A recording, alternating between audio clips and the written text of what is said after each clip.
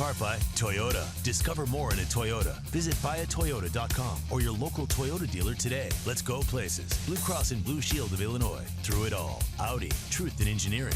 And by Xfinity. Xfinity X1 will change the way you experience TV. Spectacular night to play two, and what do you say we go ahead and do it? Indians and White Sox together again, and here's the lineup for Terry Francona's Tribe. And it looks different than game number one, as you might expect. Rajay Davis, who pinch hit in game one, leads off. Kipnis, Lindor, Santana, Ramirez, Uribe in, the former Chicago White Sox. Third baseman, and Chisenhall, Jimenez, and Martinez. Let's take a look at the defense and how they're going to line up behind Eric Johnson. The familiar outfield of Cabrera, Jackson, and Eaton. Todd Frazier, Tyler Saladino at shortstop with Brett Lawrie and Jose Abreu at first. Alex Avila gets a nod behind the plate, and our Lexus Pursuing Perfection starting pitcher is Eric Johnson. Those are the numbers at Charlotte. He was pretty good, 2-1. His ERA a little above 3.5. 25 strikeouts, just 12 walks, and 35 in the third. So he did allow 6 home runs. That's what both of these pitchers have in common. They've had some problems keeping the ball in the park. So the umpires for the second game of the doubleheader: Andy Fletcher behind the plate, Kerwin Danley at first, Toby Bassner is at second, and Gabe Morales is at third. So they've thrown the ball around the infield, which means that we are ready for the second game. That means it's time to turn it over to Jason Benetti. He'll be awaiting Ice Cream Sundae for 4 in a row. Yeah, I'm excited for it. Me too. If that's what it takes, we're in. Well, that would mean the doubleheader sweep and at least one of the next 2 here. Well, it would have to be tomorrow's game. Yes. Chris Sale is scheduled for that one. First pitch in game 2, 8 o'clock straight ahead. Last we saw Eric Johnson, it was Cinco de Mayo in this ballpark. He's got an 0-2 count on Davis. That was against the Boston Red Sox. Gave up a couple early runs. Kept the Sox in the game, 5 innings, as Davis comes up lame after that swing. Well, they're just hoping it's a cramp because, yeah, and that's what it appears to be. He's trying to stretch out his right leg. And bear in mind something, I mean, he did come in late in the first game. He played the outfield, he stole a base, and sometimes in between games, you get cooled off after being heated up, and then you develop some cramps. So Terry Francona with a playful slap on the helmet and sends him right back to action. Journeyman outfielder Rajay Davis. Journeyman outfielder with awfully good speed. Stole a base in game 1 as the Indians tried to mount a rally late. 1-2 from Johnson, who last through for the first place Charlotte Knights, the AAA club in first place in the International League's South Division. It's much different territory. And called strike 3. Johnson starts Davis with a punch out. That's one of the things Eric Johnson's always talking about, and that is being aggressive. And that time, after going 0-2, the fourth pitch of the at-bat, he put in the zone. Davis just took it. It's a good strike, well caught by Alex Avila.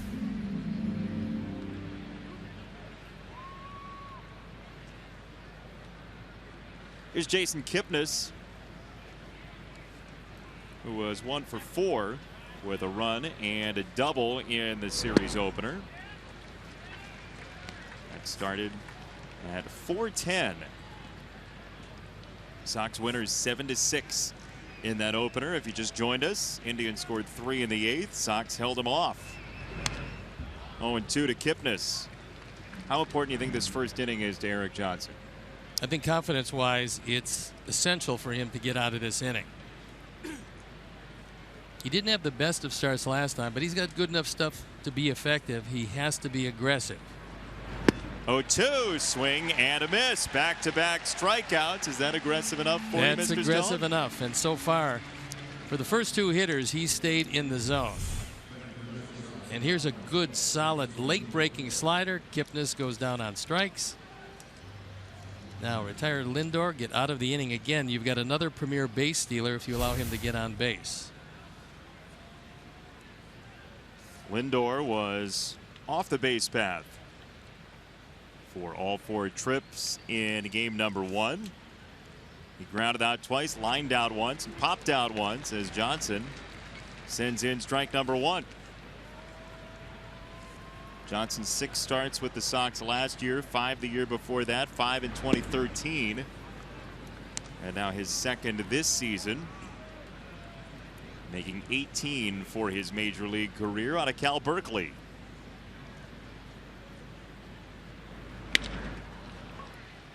Adam Eaton on the run. He got there. A little bit funky. The result's right. 1-2-3 inning for Johnson and the Sox.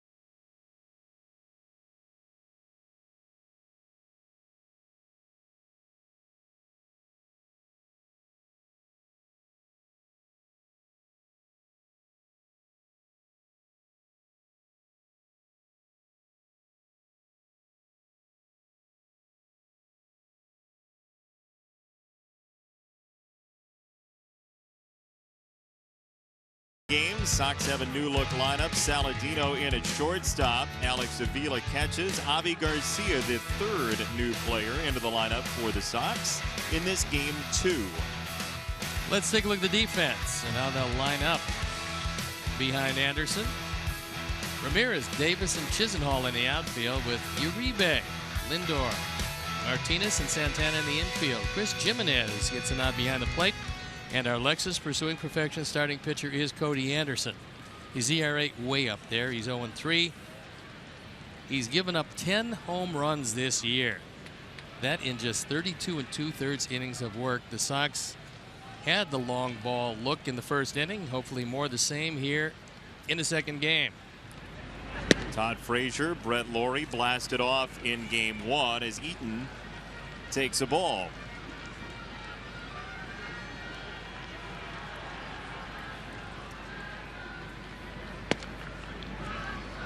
Well, Cody Anderson opened the season with the Indians, was sent down to Columbus on April 27th. Then came back up on May the 7th, was optioned back 10 days later, and now here for the doubleheader for Cleveland.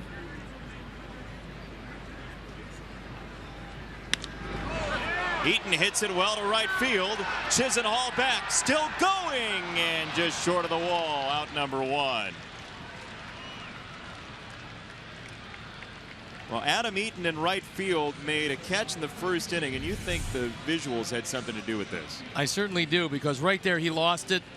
He headed over toward the ball, lost it, and it's because the lights haven't taken over yet. So it turns into a great play. I think you can say right there, he lost the ball and then he went, oh, and then caught it. So a nice job after all, and he almost just hit that ball out of the ballpark.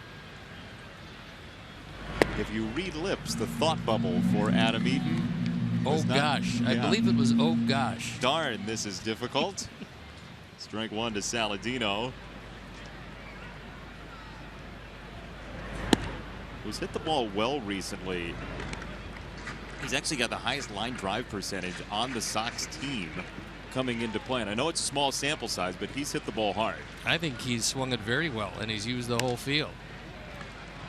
He loops it foul right side, 1-2. Anderson's getting it up there at 96 miles an hour. And the fact that he's given up so many home runs would tell me, without viewing him this year, that his fastball is pretty straight. Even at 96 straight, if you miss your spots, you're going to get hit hard. And because he's a fly ball pitcher, they're going to leave the park. Swing and a miss, 2 down. Anderson quickly through the first 2. So his fastball averages 94. His cutter averages 90. The changeup, good disparity, 9 miles an hour between the changeup and the fastball, and the curve at 79 probably varies the speed of that. And if you are around the plate a lot, there's been some great pitchers who've been around the plate a lot and have given up home runs because they throw a lot of strikes.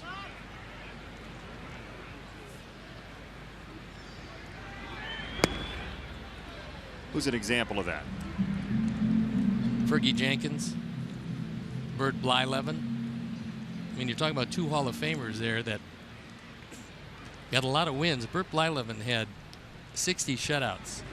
He's the broadcaster for the Minnesota Twins. Bert was a Twins pitcher, was a Pirates pitcher. So if you're giving up solo home runs, you're not walking anybody giving up solo home runs. You can win a lot of games. If you walk some people, now you got a problem. Frazier breaks his bat. They were playing him deep, and he plunks in a single in front of Ramirez. The advantage of being a power hitter is that the outfield has to respect that power. By doing so, when you don't get a good piece of it, and that one was hit off the end of the bat, he's able to drop it into left field. It finds some grass, and he's aboard, keeping the first inning alive. The bat shatters, the ball drops. 3 hits in the doubleheader for Frazier. And now Melky Cabrera, who is 1 for 4 in the opener, takes a ball. On Kansas City, you mentioned Minnesota and Bert Blyleven. Kansas City has taken a 4-2 lead on Minnesota in what is a very short-lived 2-1 Twins lead in that game. Twins come in at 11:32. Melky opposite way and down. Frazier holds up, back-to-back hits. Well, credit Todd Frazier with an observant first game, and I say that because Martinez in the first game fired a bullet from right field on the fly to home plate to cut down Melky Cabrera. So normally this would be 2. Normally, with 2 outs, the base runner goes from first to third. But Martinez threw the ball so well. That's Ramirez, excuse me. He didn't throw the ball well. There's some good arms in that outfield. Yes. So now Abreu, 2 out, 2 on. And a fastball strike tickling the outside corner.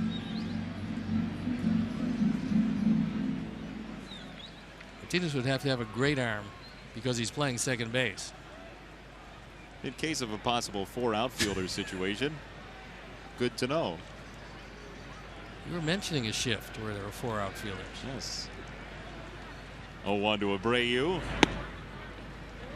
And inside, 1-1. You know, the same thing holds true for Anderson as it did for Johnson. He struggled. He has to have some confidence getting through the first inning if he can. It worked very well for Eric Johnson, a 1-2-3 first. A little bumpier for Anderson. Ball and a strike, 2 on, 2 out. Abreu swings through it, 1-2. I think he would be pretty happy with the results of the first game. He only had 1 hit, but he hit the ball right on the button twice, showing signs that he probably is going to break out of this. He's too good a hitter to stay this way too long. He's shown over the last couple of years he's one of the league's best, and you would anticipate he would get back there in the not too distant future. 1-2. Fouled away. even with a struggling month, Jose Abreu has fans who want to be just like him. How about that kid getting ready? In row one? Problem is you can't protect the outside corner with a bat that short. Other than that, you're probably in pretty good shape. Ball and 2 strikes. Anderson to Abreu. Inside out, first base. Santana is out number 3. So 2 left on a pair of 2 out singles. We're through 1. And inning number 10 today. No score.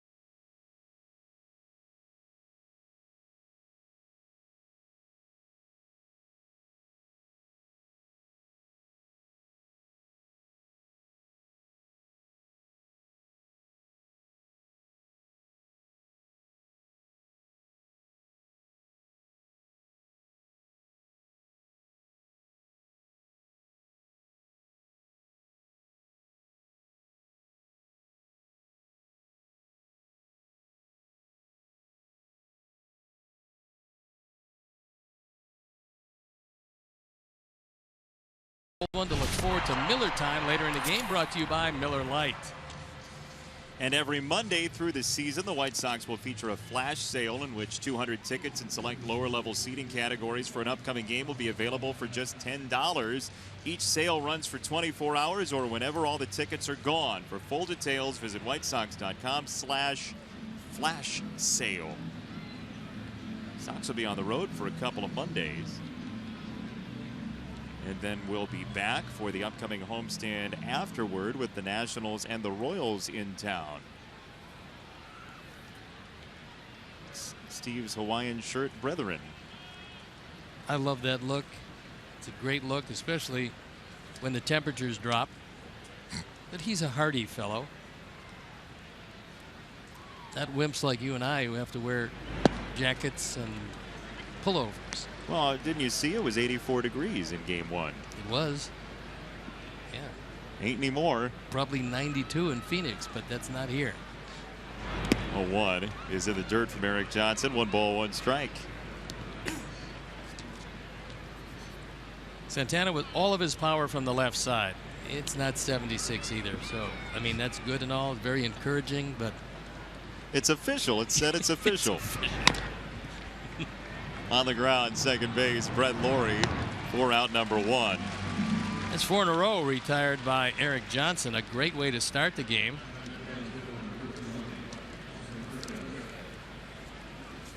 And now we have the man that made it oh so close in the first game. Ramirez homering in the 8th inning, drawing the Tribe to 7-6. They never caught up.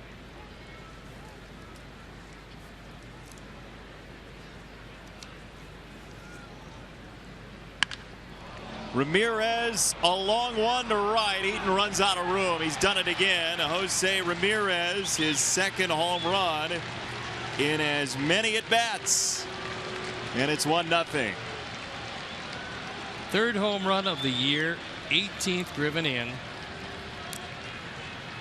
And the little guy, without a lot of power, has brought some with him to Chicago. Our 4th home run replay, and Ramirez. Both home runs coming from the left side, and this one went pretty well. Well, entering play today, Jose Ramirez had 9 major league home runs. He now has 11.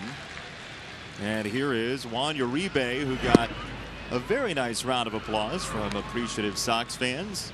He was a huge favorite with the fans here, as he is everywhere he goes. He's always been a great teammate, and he's played with enough teams to make it not a small sample size. He's been around a while, a delightful guy, and everybody really thinks the world of him. And the fact that he can still play, he still has one of the great arms in baseball. Fun to watch him swing. Sometimes looks like the Tasmanian devil, but can put a hurt on the baseball. He doesn't have what you would call a 2-strike swing. He has, I'm going to air it out, and if the ball happens to be there, it's going to go. 3-1 from Johnson to Uribe. Well, it was an early home run that changed the game for Eric Johnson last time he pitched here. Dustin Pedroia, with 1 out in the first in that game, sent one deep to left. Then the Red Sox got a run in the 2nd inning. They got another homer in the 3rd inning. So a different start with the first 4 retired, but Ramirez has given Cleveland the lead. The one thing with Eric is he doesn't throw a sinker, so if he gets the ball above thigh high, he's going to throw some fly balls. You just have to hope that they stay in the park. 3-2. Check swing, and Uribe did not go. He walks with 1 out.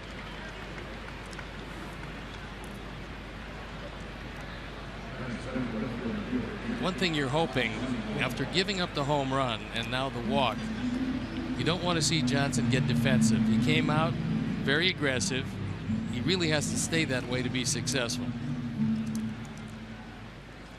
He's got the left-hander Lonnie Chisenhall, who was on the DL with a wrist injury to open the season and really struggled in spring training. He was just 2 for 26 out in Arizona. It's a ball low, 1-0. The Indians really have been waiting for Chisenhall to live up to the potential they saw in him when they drafted him in the 1st round.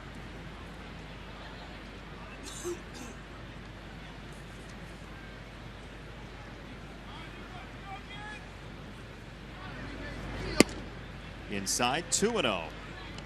Lonnie was the first player picked, the 29th pick overall in the 2008 draft, the first player picked by the Indians in that draft. He's had some moments. He hit very well 2014, last year, a down year. Up high now, ball 3. Now this is what you're worried about when Johnson gave up the home run, that he would get defensive. When he does that, it's not a recipe for victory.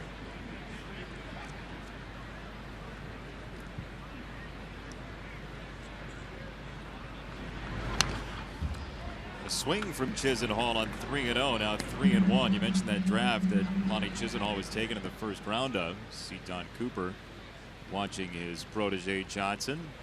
Best player from that draft so far has been Buster Posey, who was picked 5th. That was the same year that Gordon Beckham went with the 8th pick to the Sox. And Tim Beckham, number 1, to the Rays. 3-2 on Chisenhall. Brett Lawrie as well was picked 16th in that 2008 1st round, and he actually has one of the top 2 WARs, wins above replacement, of that 1st round. 14.5 for his career. 3-2, runners off, and it's popped back toward us, and a foul. Thought it might go visit the Indians TV booth or the radio booth. Close. The radio booth inhabited by Tom Hamilton, who simply with his voice shielded the ball from his booth. He can break the glass in our booth because he's got one of the most booming voices I've ever heard. What a lovely individual he is, huh? Great man. His sons went to that bastion of academia in the Midwest, Kent State. What could be bad about that? 3-2. Runners off, and it's ball 4. So Uribe to 2nd, Chisenhall to 1st. And there is one of the great guys in the game of baseball, Tom Hamilton, who travels with a light. Sometimes you need that. his light here? You think we I can was gonna coerce say, it out of his hands? Well, in the booth, I'm sure if you look up, you'll see a few bats. So 2 on, 1 out for Jimenez, the catcher. And the question is, how does Don Cooper get Erik Johnson back on track? He just talks to him about, he came out throwing strikes, nothing but strikes the first inning. He had a 1-2-3 inning with 2 strikeouts. Aggressively went at Santana. And then after the home run, the back-to-back walks. He's not talking about the back-to-back walks. He's telling him, you have to stay aggressive. Throw strikes, go right at these hitters, and maybe, just maybe, Jimenez will hit that ground ball and it'll turn into a double play. He's got 2 on with 1 out against Johnson. And Jimenez takes a strike. Ball looked like it was fading off the corner. And it just barely nipped the inside edge. 0-1. Jimenez traded from the Rangers to the Indians about 3 weeks ago.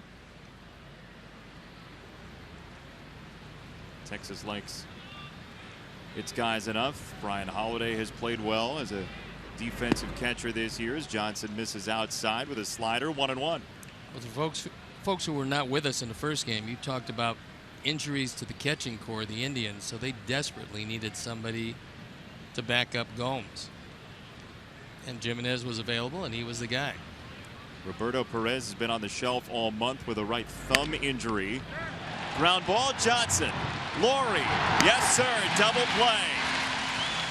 You asked for it, Stoney. And why wouldn't we give it to you? Thank you. Bottom 2 next.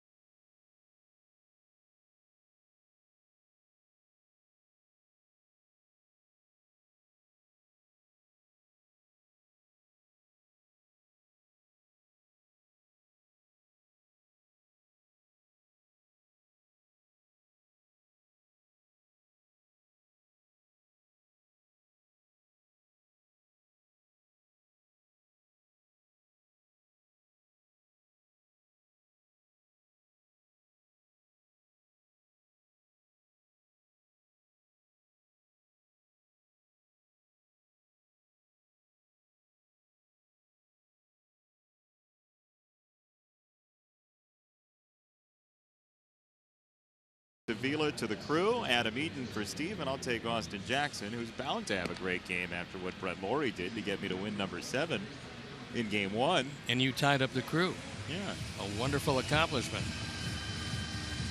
So we'll take a look at the double play that ended last inning, and Erik Johnson, not realizing that Jimenez has no speed, hurried the throw to second base. I'm not sure why the almost underhand throw to second, but Laurie, reaching back to his left, turned it into a double play, and it was out of the inning. And you know, how often do you see it? The man who's in the middle on a double play leads off the next inning. It's roughly 11% of the time. Very accurate. But tonight, 100% of the time. This inning in the home half. There's a strike to Laurie, who had that 3-run homer in game number 1. Scored a couple of times, walked a few times, and a pop-up here. Uribe fading into fair territory on number 1.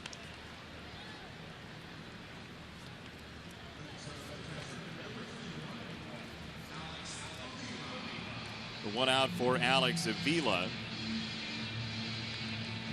Sox now up 3.5 in the division. And some games of note. Philadelphia has come back to tie Detroit in Detroit. That game in the bottom of the 6th.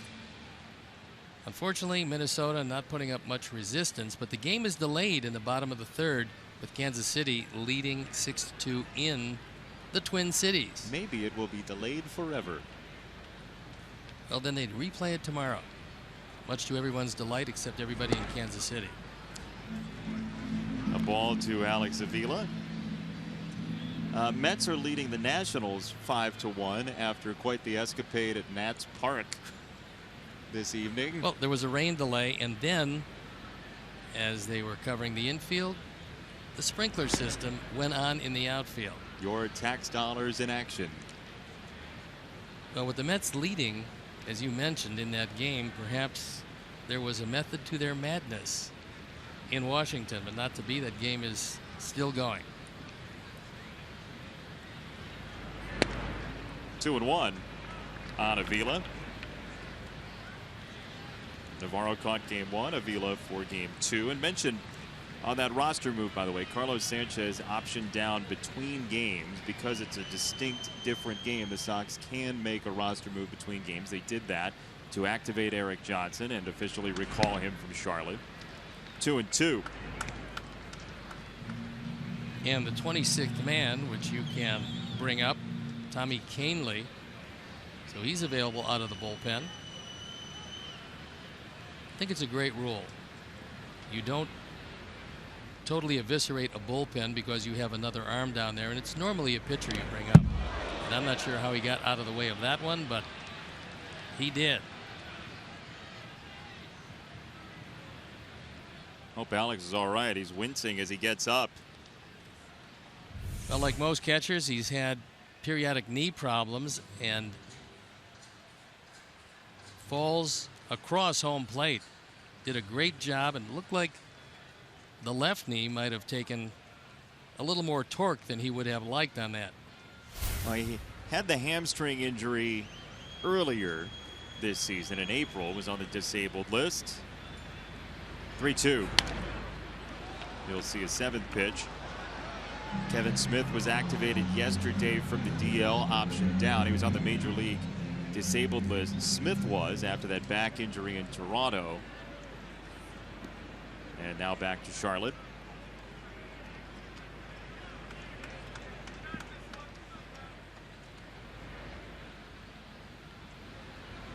Three and 2.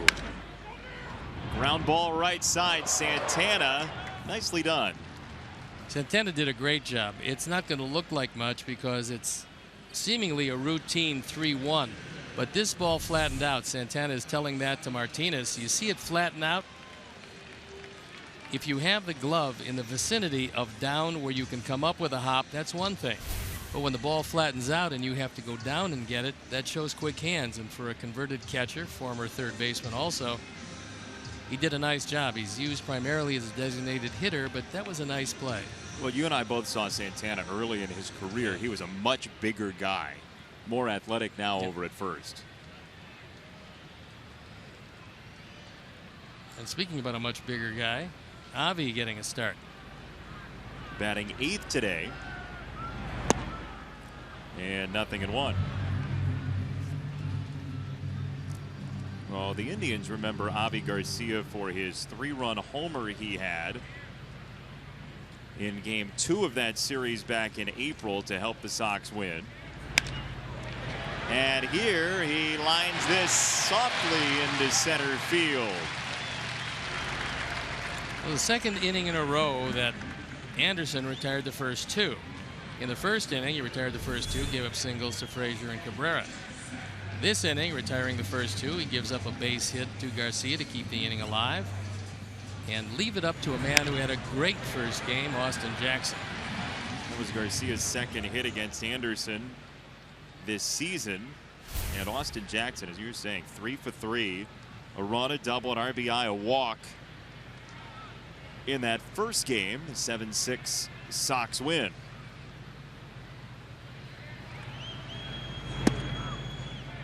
Strike 1 from Anderson. His last at bat turned out to be the 3rd walk of the 7th inning. which plated a run, which turned out to be the winning run. His second run batted in, so a big, big first game for Austin.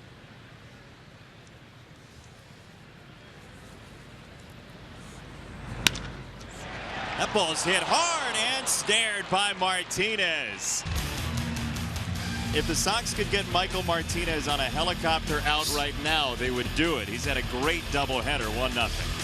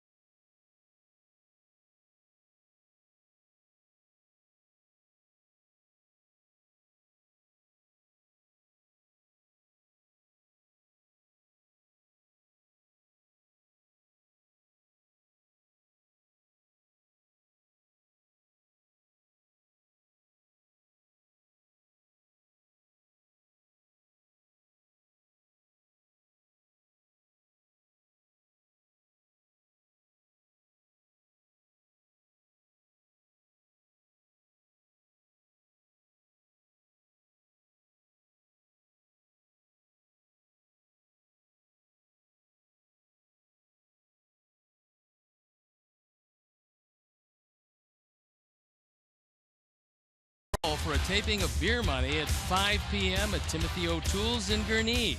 Come out for the fun. Be on TV. Test your sports trivia knowledge, and you could win big. Beer Money, presented by Coors Light. It's a fun game. I like Beer Money. It's terrific, especially with sports trivia. Yeah. What's your best trivia question you like to throw out to people? Let's see. Think it over. I got one. Whose head did the famous home run hit by Bobby Thompson go over? Whose head did it go over in left field? Where Bobby Thompson hit what they called at the time the shot heard round the world. First correct answer gets something off the prize show. Yeah. Tweet it at Steve Stone. Okay. There. You got a chance to win something. Way to go. All right. 2-1 on Martinez. Outside, 3 balls and a strike. 2 walks, a home run, 2 strikeouts. Double play for the Indians so far. Their 2 trips to the plate. 3-1. Popped it up and foul. 3 balls, 2 strikes. You know, I could have gone with how many games did the Cleveland Spiders lose at their most futile? But that would be too easy. It's too easy to look up.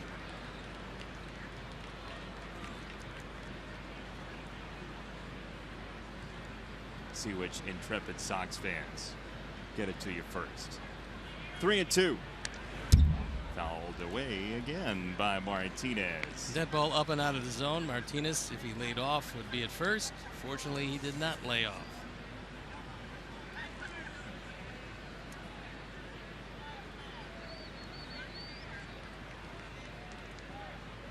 Three-two.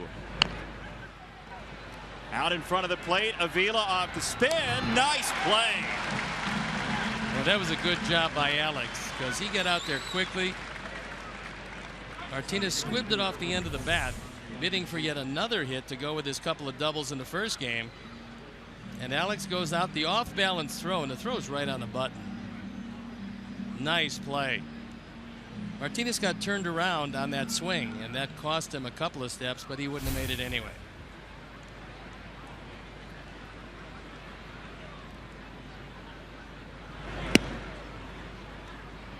Ball 1 to Davis,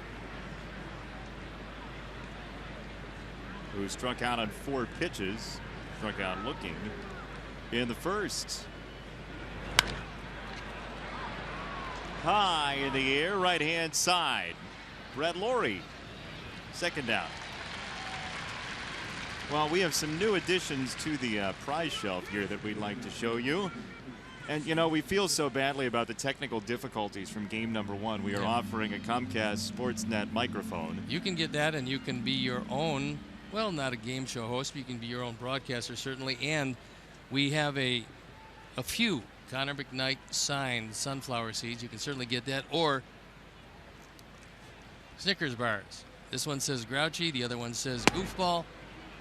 If you know somebody who's both, you can get both of the Snickers bars. All you have to do is win Sox Math.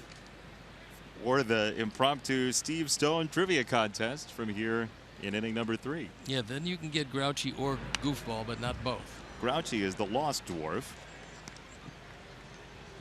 Little known. Grumpy's grandnephew.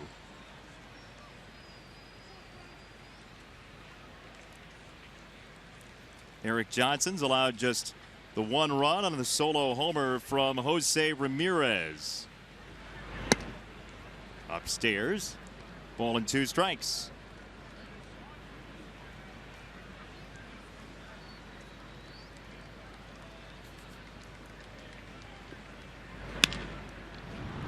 Lawrie at second, sweeps it up.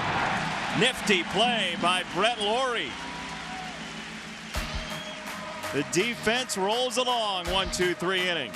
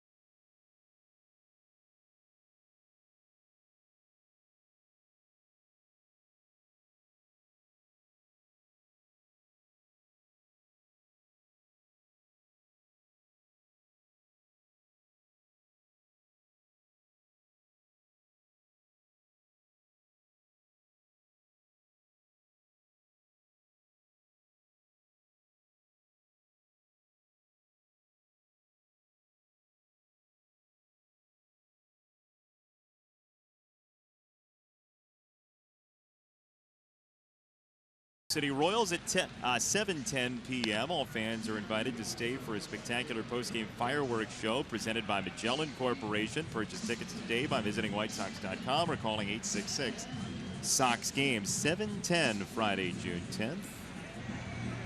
How about the defense again, Stoney? This was terrific because Brett Lawrie went to his left and then had to smother the hop. I mean, this is a do-or-die play, and he made it.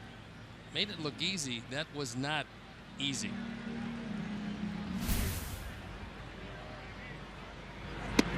Leadoff man in the home third is Adam Eaton, who takes a strike.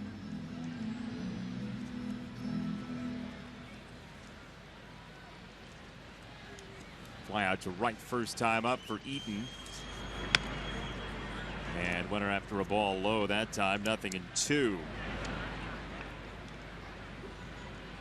Adam Eaton does lead the team. You were talking about his penchant for bunting with 4 bunt hits. Playing him in at third with Uribe, who can back off a little bit with 2 strikes.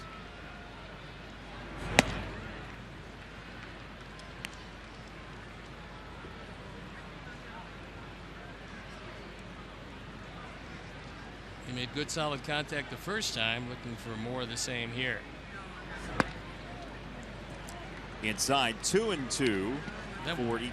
That one just missed inside. He was very fortunate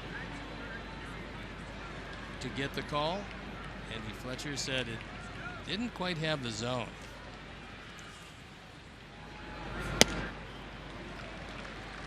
Up again, 3-2.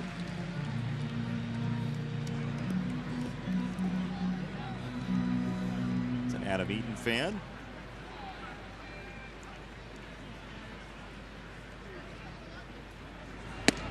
Strike 3. One gone here in the third.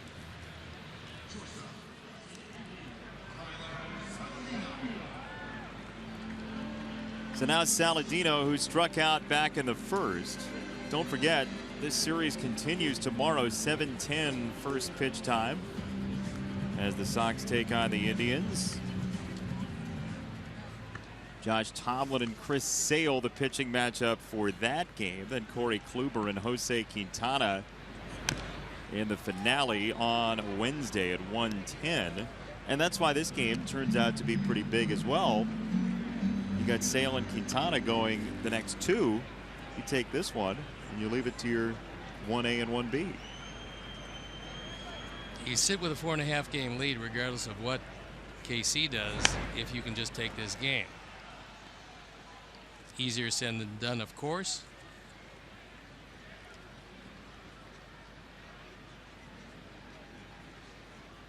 Apparently that question was a little too easy. A lot of correct answers, or people just love the impromptu Steve Stone trivia contest. True.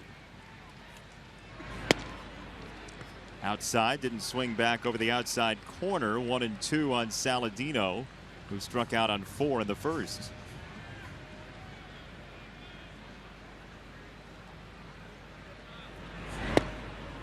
And does so again here. 2 down in this home third. Anderson starting to throw it a bit better. That's his third strikeout.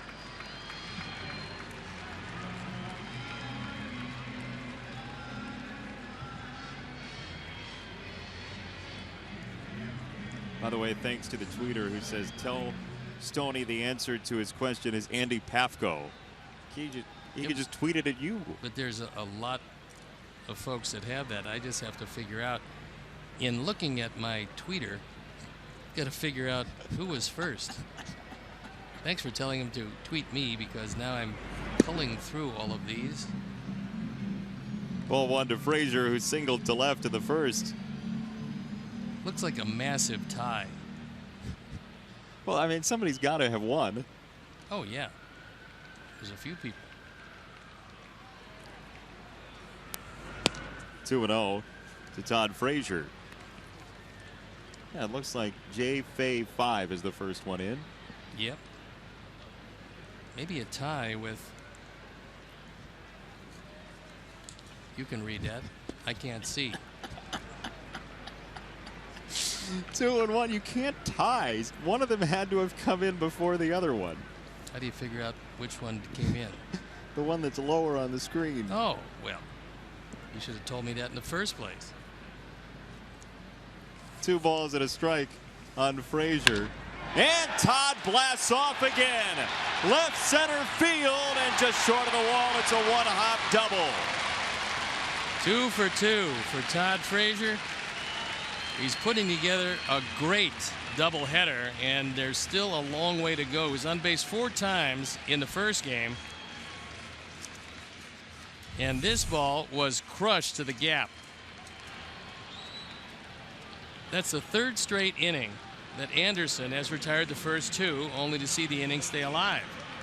This one off the track and out. So he coasts into second base, and a chance for Melky to tie it up. With 2 down, Anderson and Cabrera. Challenged him with a fastball at 96, 0-1. By the way, on this day in 1973, Jefferson Airplane was prevented from giving a free concert in San Francisco when authorities passed a resolution banning electronic instruments. And I have to say, considering your Twitter escapade, I think San Francisco had it right. Outside, ball and a strike. I'm a very distinguished IT guy, I'll have you know. I think it goes along with that band that I have. It seems to be tight all the time. But I do think we have a winner. 1-1. Melky through the left side, base hit. Frazier waved around. Ramirez can't field the ball cleanly. It is 1-1, and Melky slams on the brakes. We are tied in the third.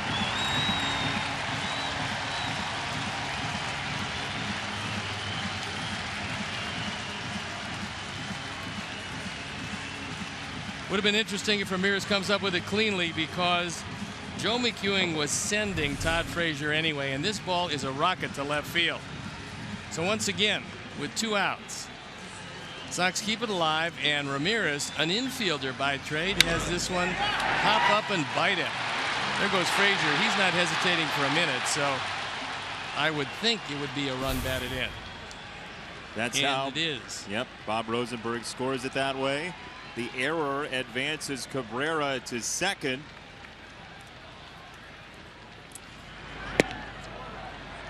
And there's a ball to Abreu, who took Anderson deep back in April.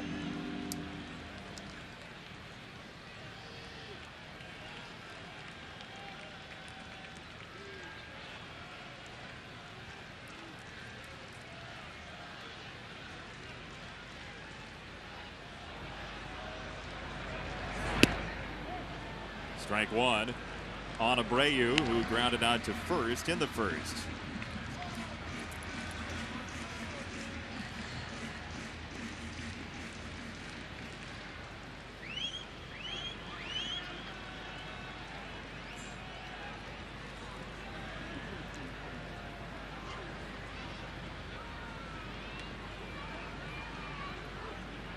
One. Checked it up. He went around, says Kerwin Danley over at first. We'll watch it again, and it would appear Kerwin had it right. It's a toss-up, and that one went to Anderson.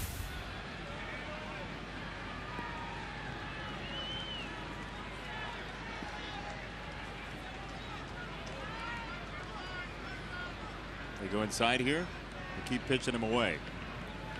I keep pitching him away. Let's see what Anderson does. Oh, he left it out over the plate. Yeah, he tried to keep it away, but hung that one right in the middle of the plate.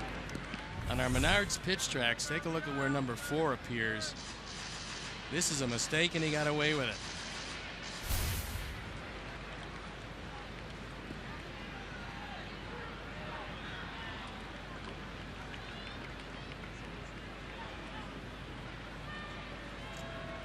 Melky at second, 2 out. We're tied at 1. Anderson to Abreu. Better breaking ball. Strike 3. Inning over. Sox tie the game on the Melky RBI. 1-1 after 3.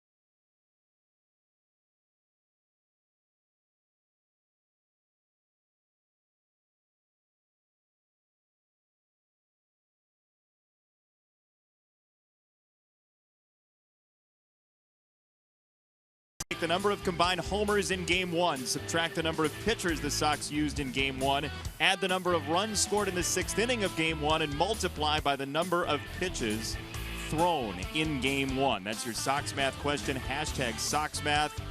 First correct answer wins a prize off the prize shelf. It's a tough one. That is a tough one. You have to be Game 1 heavy to be able to know the answer to that. Find yourself a box score and a friend with a calculator. Lindor takes a first pitch strike from Johnson. Well, the Sox have handled Lindor very well. He's 0 for 5. Ground ball to first, make that 0 for 6. Abreu stops the bag. That was hit right on the nose. In fact, Lindor barely had time to get out of the box before he was retired. Jose makes a good play. That was a curveball that stayed in the middle of the plate, rifled down to Abreu.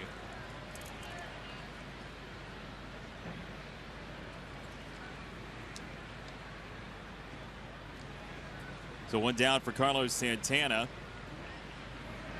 Switch hitter batting from the left-hand side takes a strike.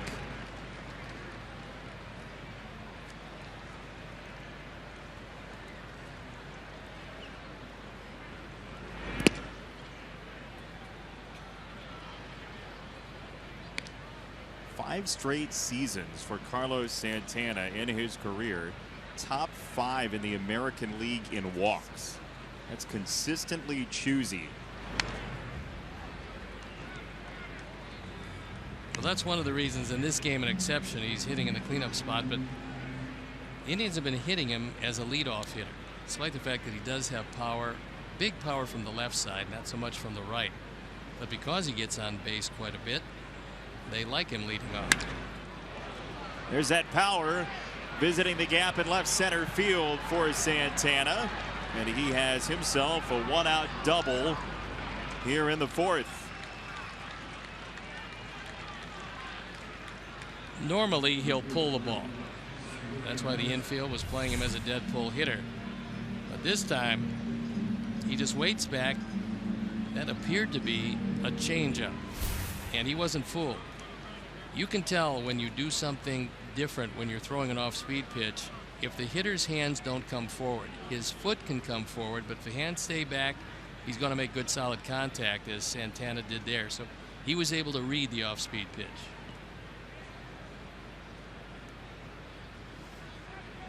Now Ramirez, who became the first man to homer in a doubleheader each side of it since Oswaldo Arcia against the Sox, with this long ball in the 2nd inning.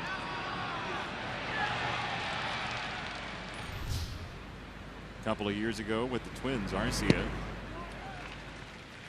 1 home run for the year, then 2 today.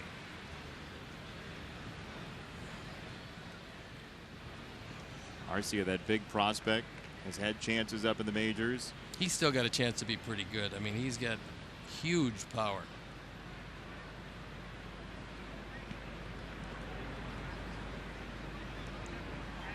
One settles in for strike 2. What do you think of Eric Johnson's night so far? I think he's been very good.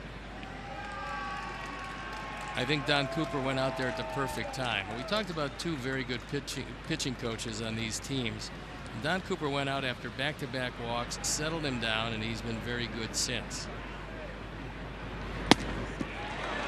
Strike 3. Ramirez lost his bat. 2 down. So Juan Uribe on the way up after a walk in the 2nd inning. And if you don't recall, what's wrong with you? Uribe in the World Series gets over into the crowd. Creedy was there watching, and then that was all she wrote. Paulie ends up with it in his glove. Sox finish it off in short work in Houston, and the celebration was on. What an amazing year, and what an amazing pitching staff as they all came together. Think we have a chance to see 4 complete games in the playoffs anytime soon? 4 straight complete games? Very doubtful.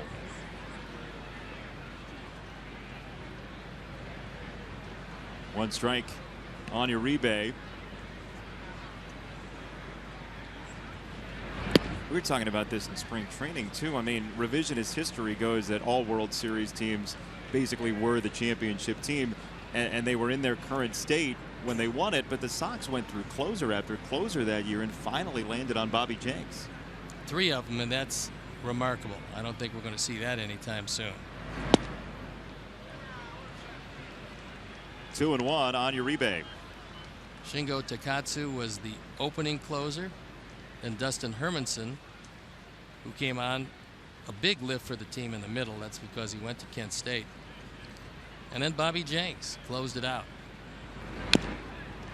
They better never ask you for money with all the drops you give them in the middle of our games at Kent State.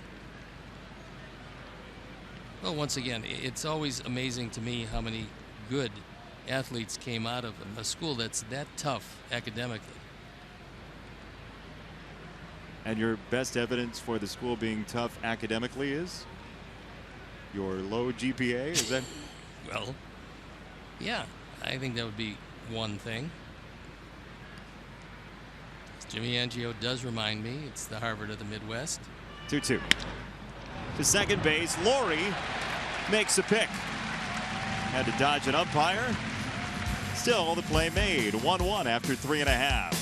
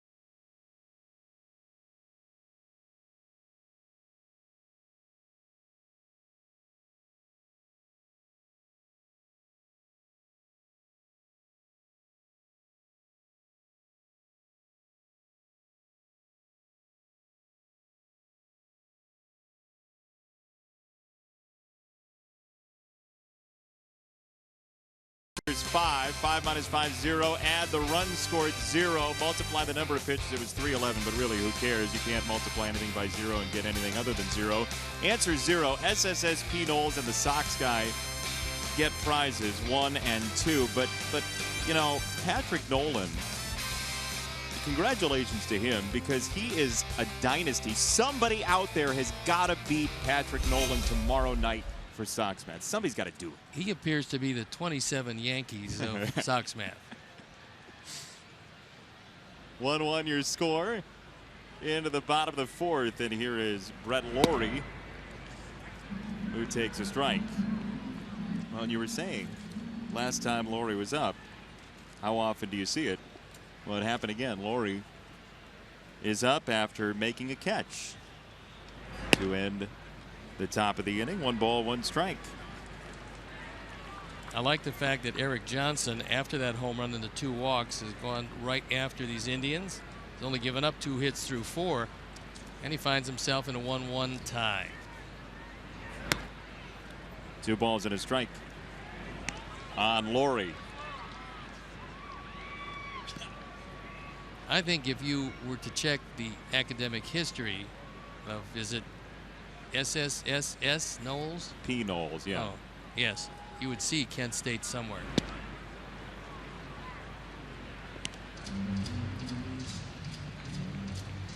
Two balls, 2 strikes on Laurie.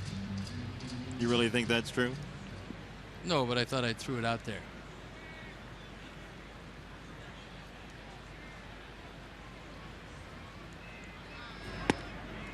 Breaking ball, strike three, and Brett knew it as that sunk into the zone. One down. Tomorrow night, join us for Game 3 of the series as the Sox face the Indians again. Coverage begins at 6:30 with White Sox pregame live, presented by the Koalas family of dealerships on CSN+.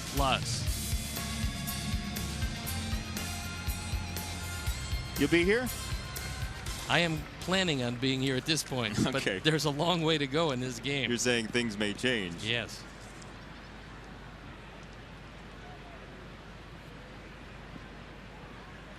One down for Alex Avila. And chopped right at the plate, 0-1. That was a great called third, only in that it seemed that Brett Lawrie was actually walking back before Andy Fletcher had a chance to call the pitch. But he knew he was fooled. He knew it was a strike, so you got to give up the ghost. There's a young fan with the earphones on. I think she's listening to our game. Not a chance. Thank you for the confidence. Outside, ball and a strike on Avila. She's obviously listening to some of the newer groups making music at this point, but rooting for the Sox nonetheless. Like who? Who are the newer groups making music? Barry Manilow? 9 Inch Nails? You know, sometimes you ask a question and you know you're going to get a good answer. 1-2 on Avila. Sox winners of game number 1. Yeah, my favorite One Direction. It's the only way I can go. And that's what makes you beautiful. Downstairs, 2-2 on Avila.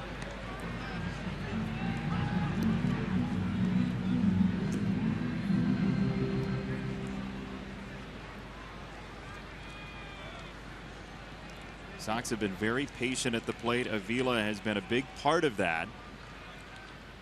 A bundle of walks in game number 1, and he goes down swinging this time. So Cody Anderson has 6 strikeouts through 3 2/3.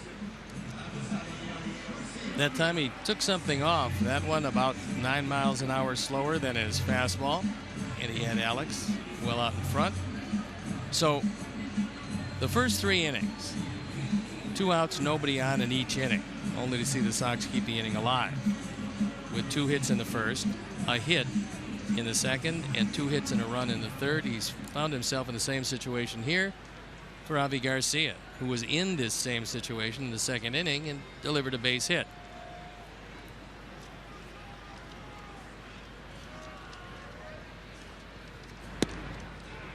Strike at 97 from Anderson to Garcia.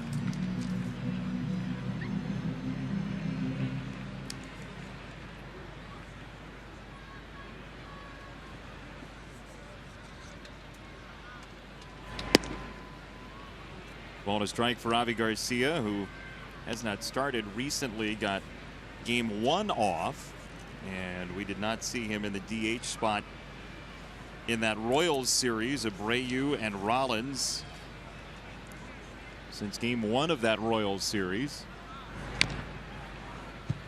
And a ground ball yanked foul, 1-2. I'd like to welcome all of our viewers watching on Windstream in Montezuma and Deep River, Iowa.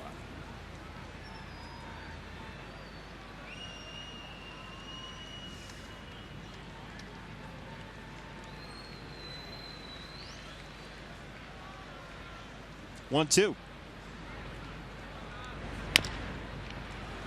Third base side, Uribe. And a 1-2-3 inning for Mr. Anderson. 1-1 tie, 4 deep in game number 2 of the Twin Bills. Sox looking for the sweep.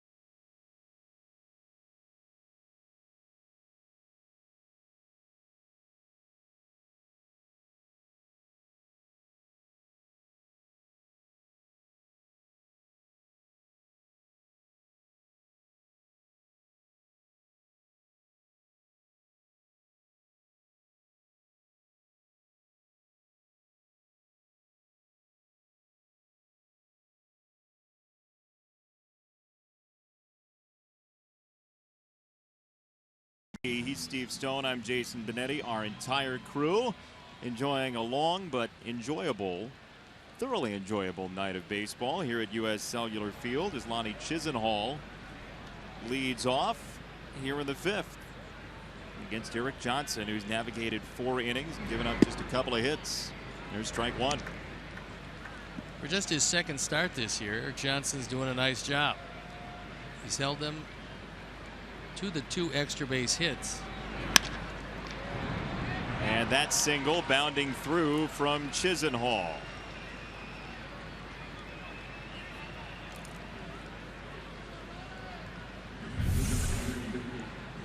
You see Avila wanting it inside, and Eric missed his spot. He threw it away from Chisenhall, and he hit it very hard by a diving Brett Lawrie. So Eric knows he missed his spot, and usually when you do, especially by that much, you're going to give up some hard hit balls. So now Jimenez,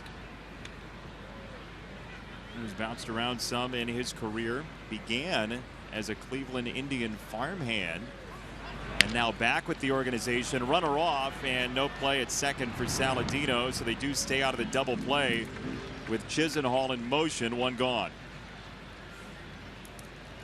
Customize your own Pick 7 or Pick 14 season flex plan today. The Pick 7 and Pick 14 plans feature savings off individual game tickets. For tickets or more information, visit whitesox.com or call 312-674-1000. It's a nice hat. That's a very nice hat. Better served in the first game, perhaps. Strike 1 to Michael Martinez.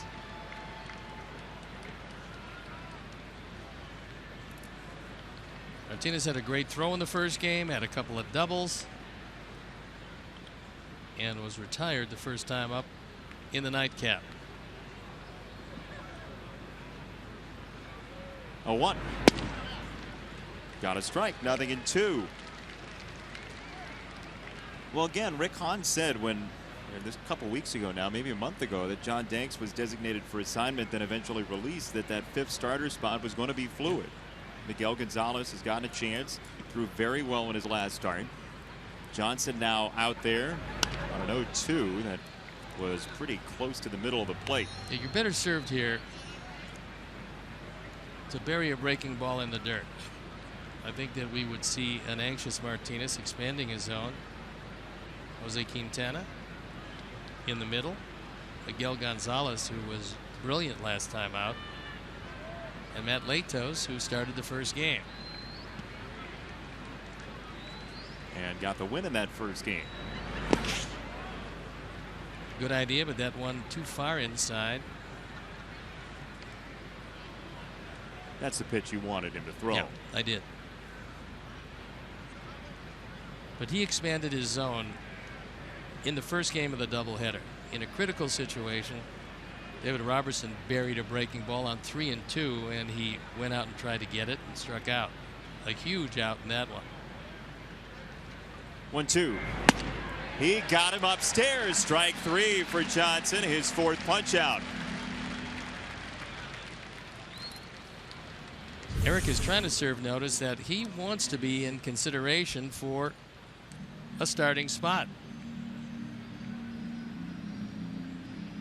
And that ball upstairs, changing his eye level after burying a breaking ball in the dirt, and he threw it by him. So Rajai Davis with a pop out to second last time stands between Johnson and a scoreless 5th.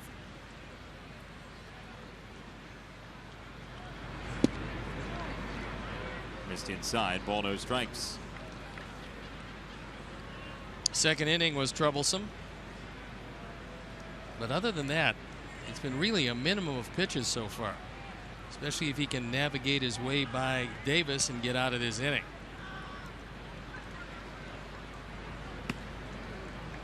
Avila made sure that he had it in his glove. He did. 2-0. Got 3 lefties, 4 lefties coming up with Kipnis, Lindor, Santana, Ramirez. At the risk of giving Davis something good to hit, preferably a fastball outer third, you don't want to get to Kipnis.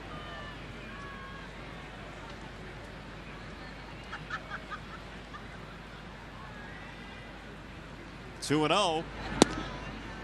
That's low. Trying to pierce the corner. 3 balls, no strikes. Bo Jackson fan growing up, Rajay Davis. Not the only young man in that era who idolized Bo.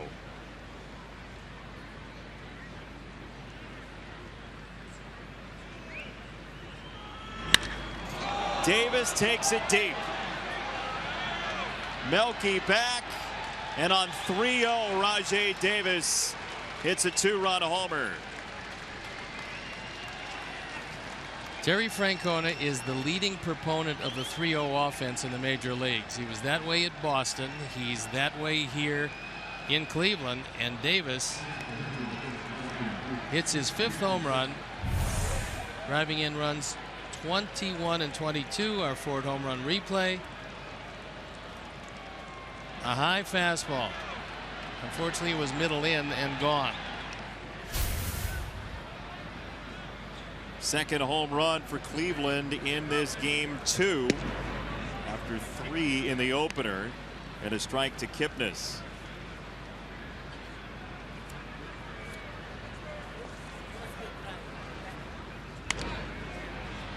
Third base side foul ground and out of play. Nothing in 2 to Kipnis. He's hit very well in his career at U.S. Cellular Field, over 300.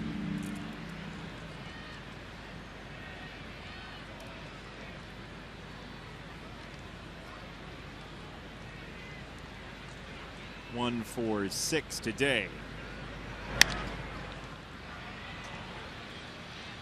Saladino waves off Melky Cabrera, and there is out number 3. But a 2-out, 3-0, 2-run homer, and the Indians have a 3-1 lead.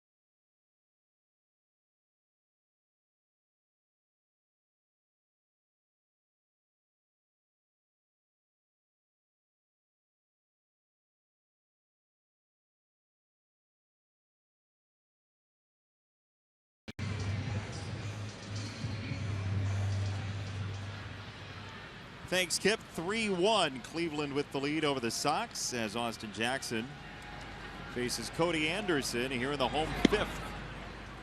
Ball 1 inside. So Austin, who had that big opening game of the doubleheader, hit the ball right on the screws the first time up, only to be robbed by Michael Martinez playing second base in the nightcap. 1-1 for Jackson. This odd deal today in baseball. The Orioles dealt Brian Mattis to the Braves. Yes. They gave up a couple minor leaguers. You wouldn't expect Atlanta to give up minor leaguers for just about anything right now with the rebuild on. Mattis is still a young enough left-hander and has shown an ability out of the bullpen. Maybe they'll try to use him as a starter again He was a #1 draft pick with a lot of potential. But things just didn't work out for him.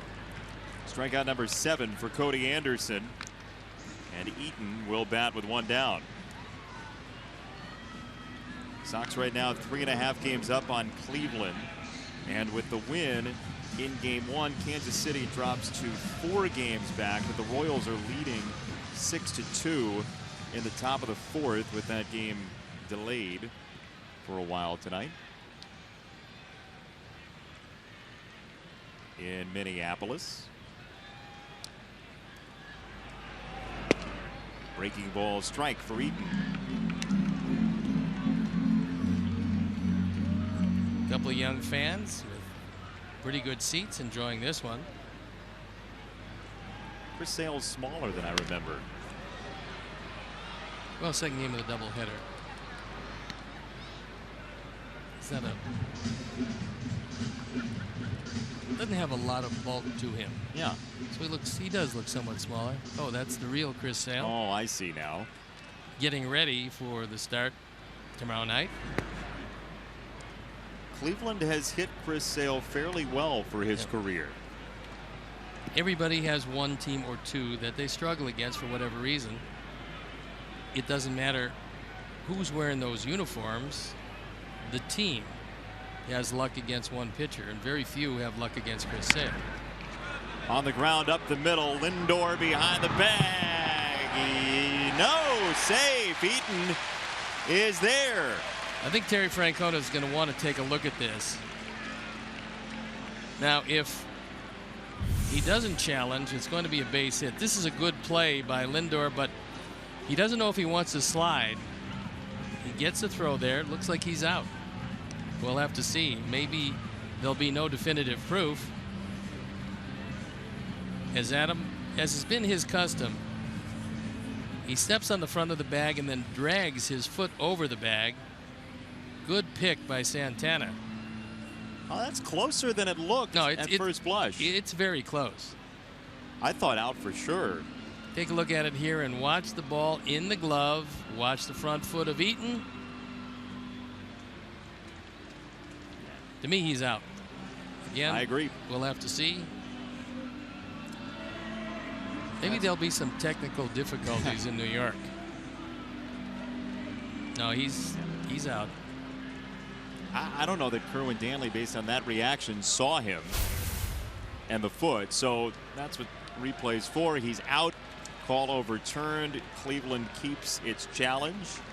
And 2 down for Saladino. We've seen Lindor make some acrobatic plays, not only against our ball club, but against every ball club. And one of the things that Jason Kipnis was talking about in relationship to Lindor was that he is so athletic. He can go get the ball, has great range to either side, and then a strong enough arm to make it hold up if he throws from any angle. Seems like every series there's a great young shortstop that's coming into town. Sox have Tim Anderson in AAA right now, who leads the International League in hits. Saladino can certainly play some defense and liven up a baseball. Davis is there in a 1-2-3 inning with a replay embedded. 5 complete tonight, 3-1 the visitors.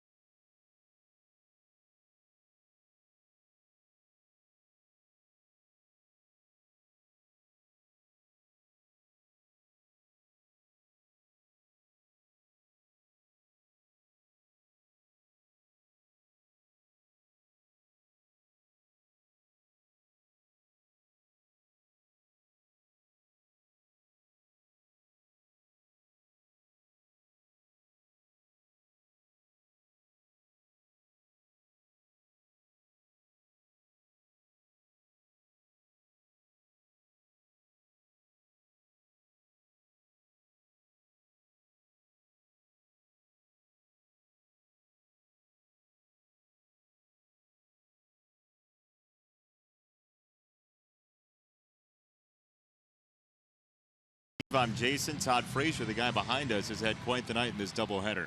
He's 2 for 2 in the nightcap. In the first game, he was on base 4 times with a couple of hits and 3 at-bats. So he's really heating it up. Couldn't come at a better time, and he's going to have to stay hot because the Sox trail by a pair.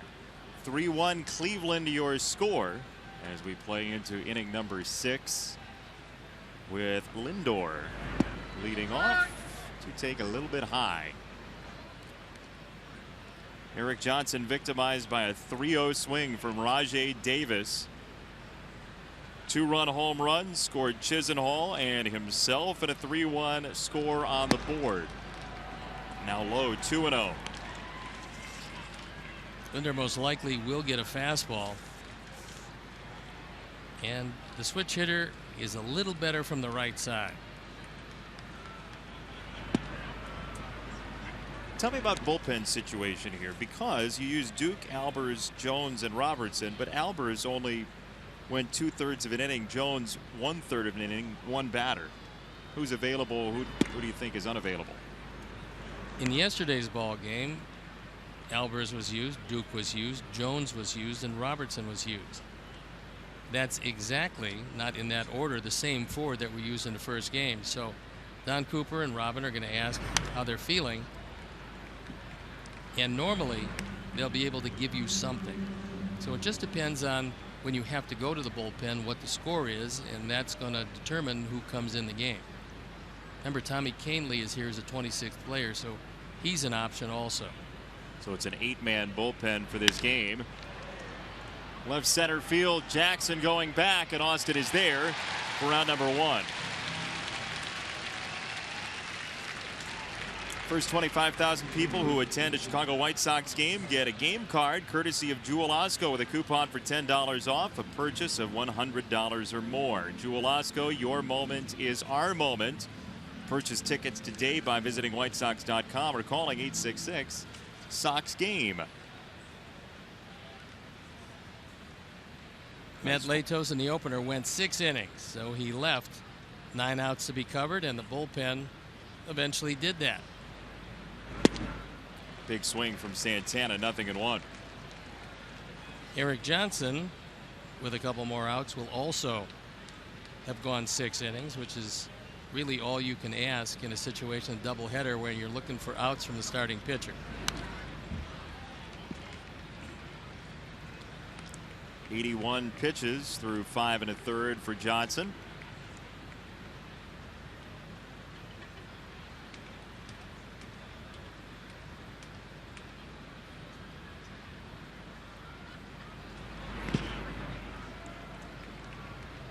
Ball and 2 strikes for Santana. 3 switch hitters in a row. Lindor, Santana, and Ramirez all to bat left-handed against Johnson.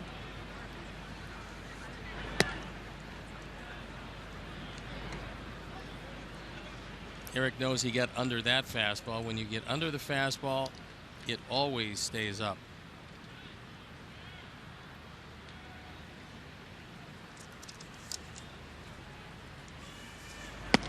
Three and 2 for Santana.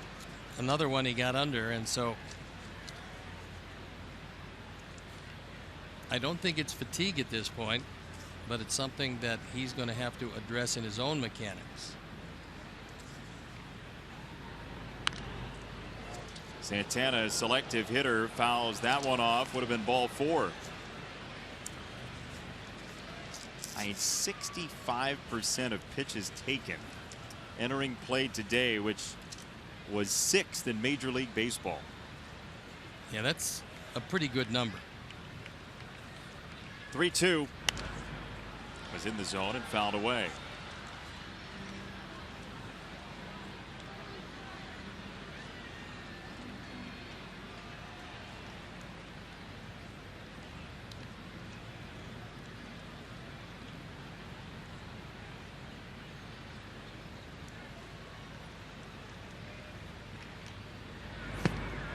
He did. Swing, and he went around. Yes, he did. 2 down. Well, our crew and I forgot that it was a doubleheader, so we had to really rush to put together a sticks and stone for game number 2. So we just grabbed whatever was at hand. I Oh, hope you don't mind, I know. right? You don't no, mind? this is awful. Okay. I know where Mike Leary's car is. Yeah, Dwayne. Well, I know that there's a home run. There's one home run in that home run column. I know that. Dwayne Kuiper is our sticks and stone for game number 2. Yeah, that's awful. It's a ball low to Ramirez. Did I mention that there was a 60-mile-an-hour wind that night in Cleveland, blowing straight out to right? Maybe it was 70. Look, it was one pitch. I mean, you're bound to make a mistake to somebody. It just so happened Dwayne Kuiper didn't hit any other mistakes as far in his career. But he did. Home run. He actually did. He almost hit a home run off me in Baltimore. I mean, came an eyelash from hitting a home run. Come on, really? Yeah. Could you imagine if one guy had 2 home runs over the course of his long and illustrious career, and they were both off the same guy? Would have been a tragedy. I'm depressed. 3-1 on Ramirez. I would say I handled him okay, except for that one catastrophic home run. Wasn't a game winner or anything, was it? That was in the first inning. That's there for a strike. 3-2 on Ramirez. In that performance, I also gave up a home run to Bruce Bochy, and not exactly Babe Ruth, and Andre Thornton, inside the park home run. Same inning. No way. Yep. Oh, boy. There's a big story attached to that, but fortunately, time does not allow us to tell it. But we have the bottom of the 6th. 3-1 Cleveland.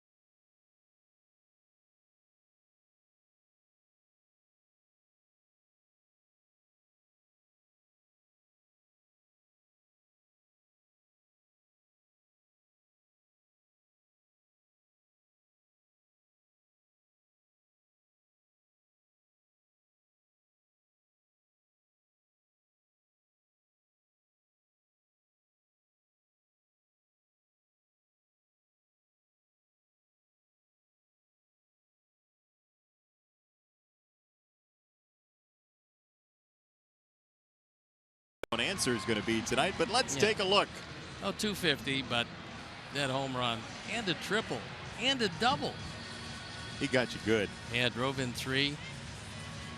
That's sad. So wait. Okay, so what happened was I go to the bullpen to warm up. On Kuiper's only career home. Right, and they're playing the national anthem. And I'm wondering, because I haven't thrown a warm-up pitch yet, why they're playing the national anthem. The game was slated to start 15 minutes early. Bob Lemon, the manager, had it lost under some of his papers. He apologized to me after the game. I gave up 3 home runs in the first inning because I didn't have a curveball. And basically that was all I had. So I threw my ridiculously slow fastball. 3 guys hit the daylights out of it, and there I was in the first inning giving up 3 home runs. So you've been catching heat for decades. Right. On Kuiper's only homer. Right, and I've never told that story before because I thought it was, like excuse making. But this is only like the 1,200th time I've told that story. Ground ball for Uribe, 1 down. But that unfortunately is a true story, and there were 3 home runs in the first inning. My goodness, you didn't win the game, right? Didn't come back and win? I doubt it. Those are the days we didn't come back very much. Oh, my. Yep. Dwayne Kuiper. Sad the Giants don't come in here for interleague play. We could do a live Sticks and Stone with Kuip. It's inside. Ball 1 to Melky, who's 2 for 2 with an RBI single.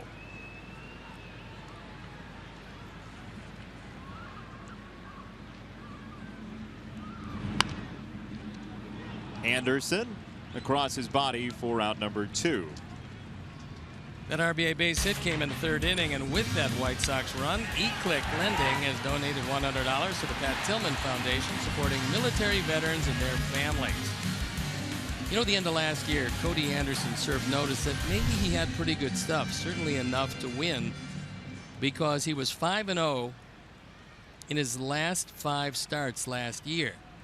This year he came out, and he's got pretty good stuff, so I'm not sure what happened earlier, but the stuff he's shown tonight is not an 8-point ERA type stuff. He was the minor league pitcher of the year in the Indians organization in 2013, then had the ERA balloon to 5.44 the next year, and then really found himself, it seemed like, at the end of last year. Well, that was deceptive enough that Jose was swinging at it. The ball didn't get there yet, cued it off the end of the bat. But as you see, pretty impressive numbers, especially those 7 big strikeouts and only 1 run.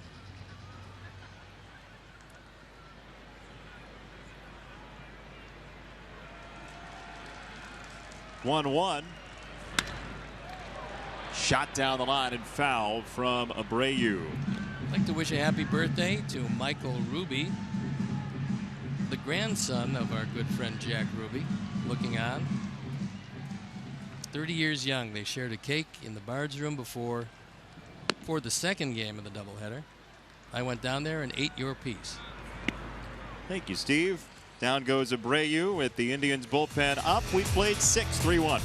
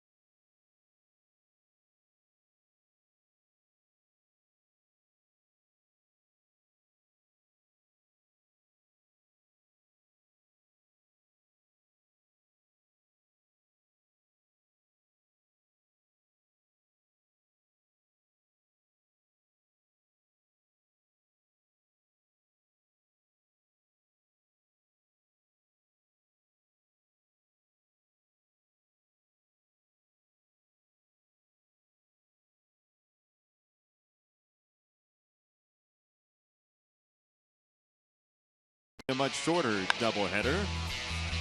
June 28th, 2013, game number 1. Ryan Rayburn for Cleveland and put away in the first game by the Indians bullpen. Then Nick Swisher in game number 2. And we all turned into pumpkins watching that. Vinny Pistano closed it out in the 2nd game. The Indians 19-10 and 9-8. Total running time 7 hours 53 minutes. Lawrence of Arabia 30 minutes shorter. It seems like it was just yesterday. Matt Albers, Cleveland Indian back then. And he won game 1. 19-10. I said to Matt before the game today, which teams have you not played for? Because the Astros were in to start this homestand, and now the Indians. He said, well, it's just the American League teams that I've bounced around at. Although he was with the Diamondbacks for a while. And as somebody who was with a few teams, you can view it as a team doesn't want you or that a team really wants you that's trading for you. Uribe unloads. That is a familiar sight in this ballpark, but for a different team. 4-1 Cleveland.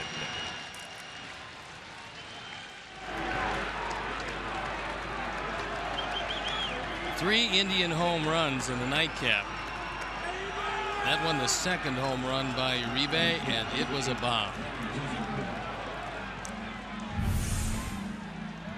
Ford home run replay. It's a fastball, and just the sound. Eric Johnson knows that. No doubt. He got it all. Throws the hands up and goes into the trot. Buttons optional. Pop up third base side and foul for Lonnie Chisenhall. One of those fun guys to watch play the game of baseball, isn't he? Yeah, and Francisco Lindor just gave him a head burger. Oh, wow. And then dumps popcorn on him.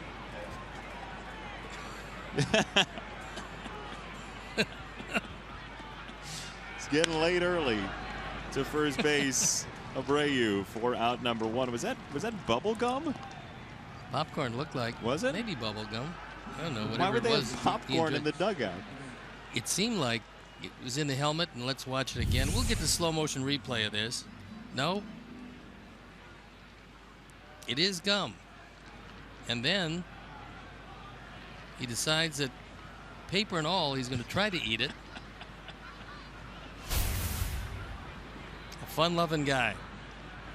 One out for Jimenez. And a check swing.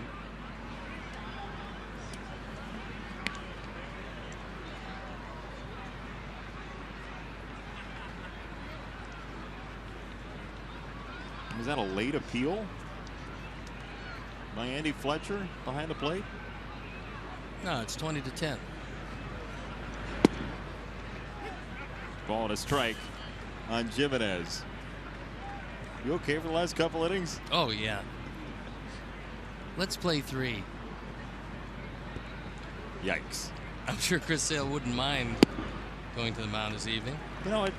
Just run him out there at like 11 o'clock at night. That's good. What a season he's had. He's sitting back, relaxing. 9 wins and 9 starts. Only Eddie Seacott, who won 12 in 12 starts, has done better, and that was back in, what, 1913? Yep. Something along those lines. And a young Chris Sale, wannabe, telling his folks to get over there, let me throw you some warm-up pitches before they put me in. Past Saladino.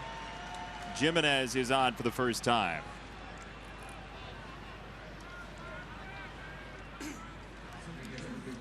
It's now time for the greater coverage of baseball, brought to you by T-Mobile.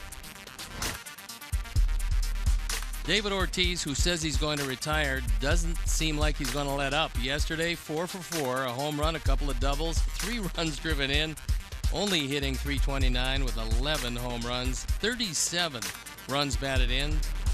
He ties Cal Ripken in the double department. I mean, the man is a hitting machine. All right. I don't see how he can retire if he continues any semblance of the way he started off. And we're almost into June, and that basically is a third of the way any way you look at it. Remarkable. Absolutely remarkable. He's 40. Yeah. He's slugging .684. Leading baseball. I talked to John Farrell, the skipper of the ball club, about that, and he said, it's not the seasonal maintenance that will not force him into retirement, but it's the off season, the work he has to put in the off season to get him ready for the season, that if he does choose to retire, it'll be because of that work he has to put in. But what a year he's having. Well, the way he was hitting the ball in that series here, you felt like you could just parachute him in on opening day. He could be wherever he wanted to be in the offseason, and he'd still hit. Well, literally, he's in the best shape of his career. If you take a look at what his body looks like now as opposed to what it looked like when he was with Minnesota early in his career, it's a remarkable transformation. And he does work tremendously hard in the wintertime. Martinez a bid to left, and Melky is there for out number 2. What goes first as an older player? Age 40, what would you expect to see from Ortiz that you're not seeing? Well, because speed isn't any part of his game at all, that's usually what goes first. It's the legs. And because the legs are so essential to a hitter, if the legs go, it's going to be very difficult for then you to maintain the fast hands. His hands are so quick, he can stand right on top of the plate, dare you to throw the ball inside, then get the head of the bat out and hit it 8 miles. So that hasn't changed. The legs have not gone yet. And it's probably the fact that he's been a designated hitter for so long that has kept him in that kind of shape. But he's just a great hitter. Seemingly as good as he's ever been, and in some departments probably better than he's ever been. Well, the idea as you're getting older is to stay the same as you always have been mechanically. And Juan Uribe, this is from 2005 in the division series against Boston. Those swings are the same, 11 years apart. If anything, the crouch was a little different, but the swing itself, the hands through the zone, the fact that he airs it out each and every swing, that is identical. I mean, he was even leaning. He had that sort of tilt. Yeah. And the smile and that to same, boot. and that same smile.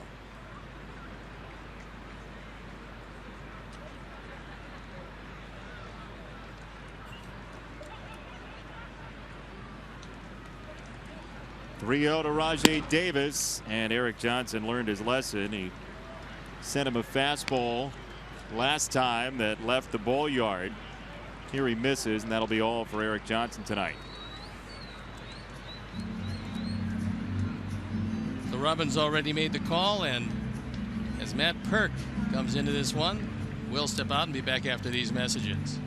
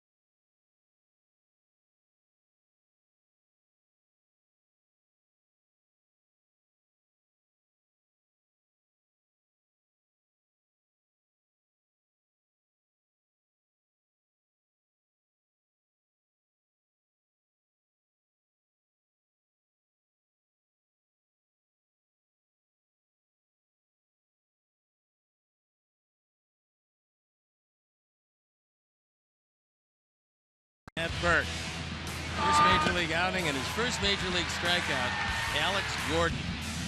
And then he gets a big hand. He gets the baseball, and it is authenticated. So our Hyundai called to the pen is the aforementioned Matt Perk, who's brought on to face Jason Kipnis. There you look at the Charlotte numbers. They were pretty good. And he inherits 2 on and 2 out here in the 7th inning. Jason Kipnis last May hit .429, and there is the authenticator who has a very difficult job, and that is to continue to pay attention, to then take a stamp, put it on whatever item is to be authenticated. It's a grueling place to be. You can never look away. And I mean, not anybody can do it.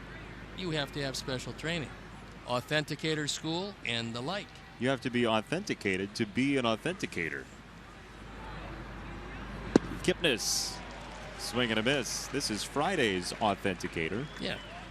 Mr. Sherlock, we're told. The young Sherlock. Sherlock the authenticator. And there it is, and there's the stamp. Those stamps are not easy to come by.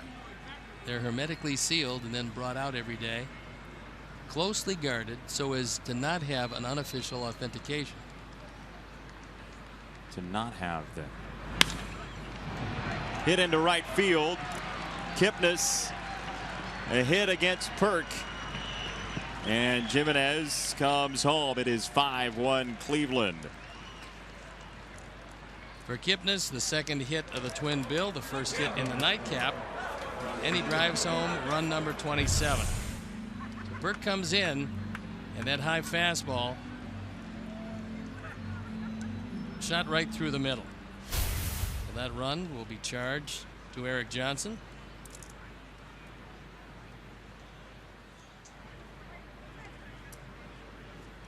So, first and third, Davis to third, Kipnis at first, and the battery of switch hitters with Lindor 0 for 7 in the doubleheader so far.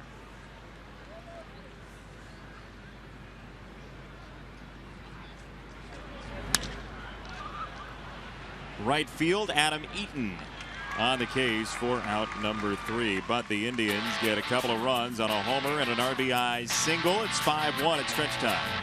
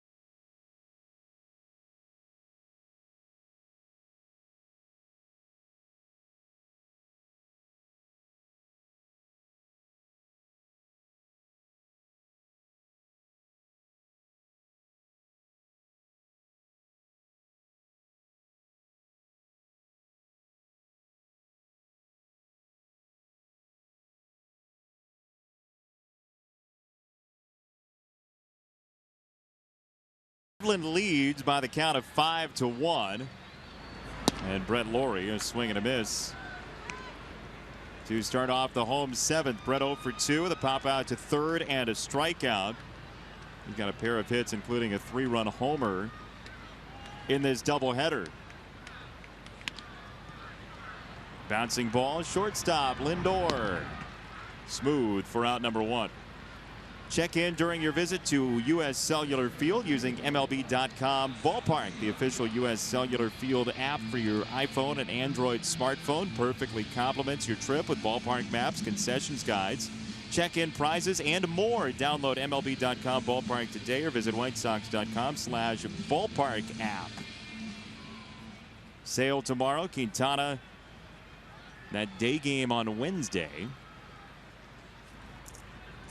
We look forward to seeing you over our airwaves at the ballpark or both. There's a ball high to Avila.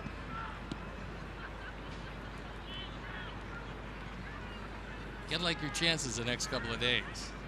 That's why it was so important to hang on in that first game. The Indians have broken out the long ball in this game.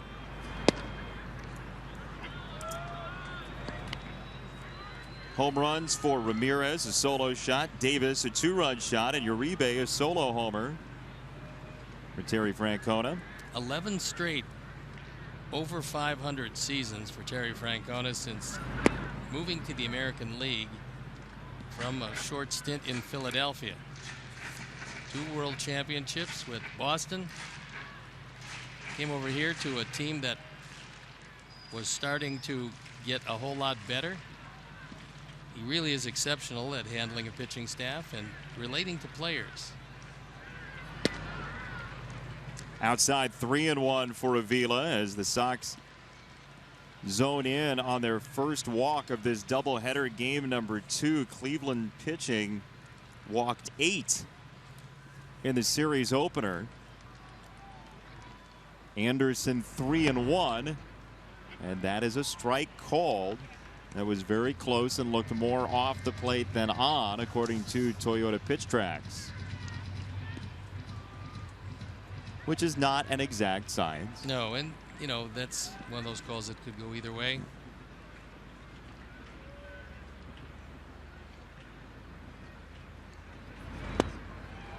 He got him down in the zone, and strikeout number 9 for Anderson. Here's our Xfinity high-speed action replays, and it's a night of strikeouts for Cody Anderson. I mean, he's had very good stuff, and he's used it up, down, he's used it in, out.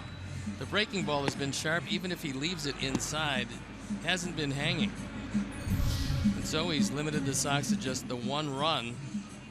And for a guy 0-3 with an ERA of just about 8, as you can see, retired the last 12, he's been very, very difficult.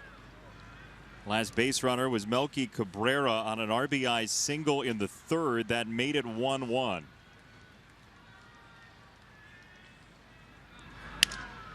Avi Garcia lofts it to second, and Martinez for the final out. 13 in a row for Anderson.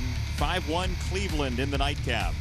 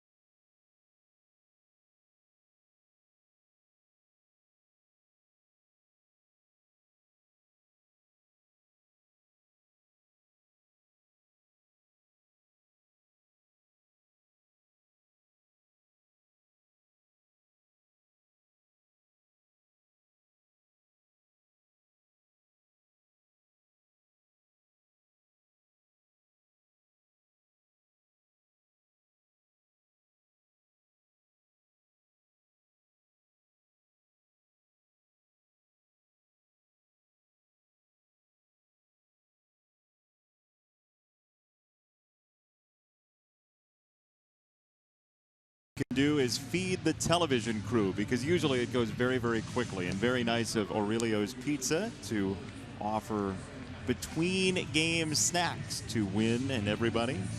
Our great crew, they deserve to eat between games. They don't have the time to go run and grab something.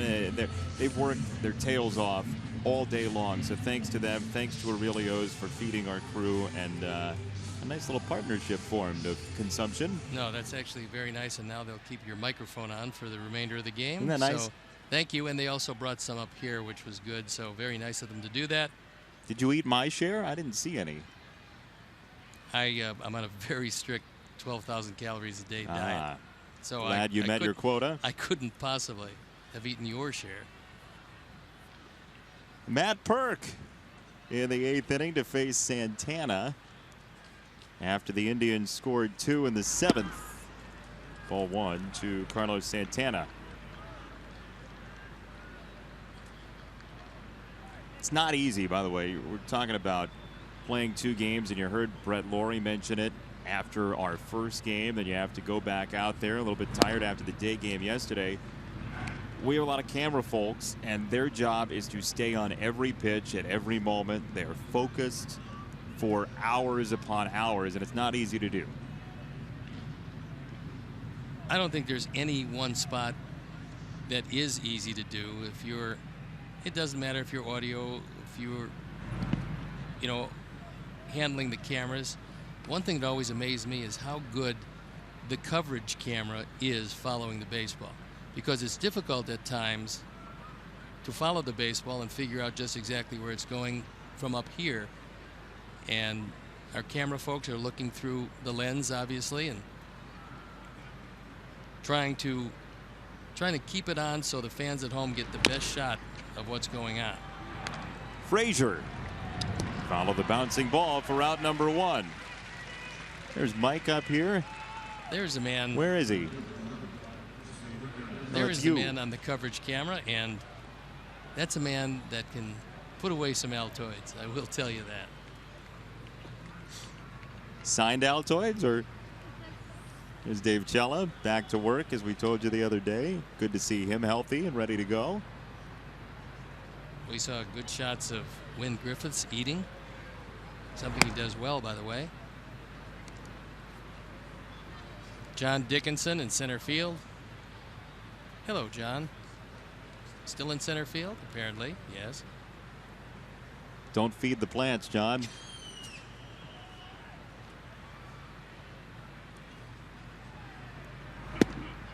Whatever they offer you. 1 ball, 1 strike. There's Frankie back in the booth on the RoboCam, shrouded in electronic secrecy.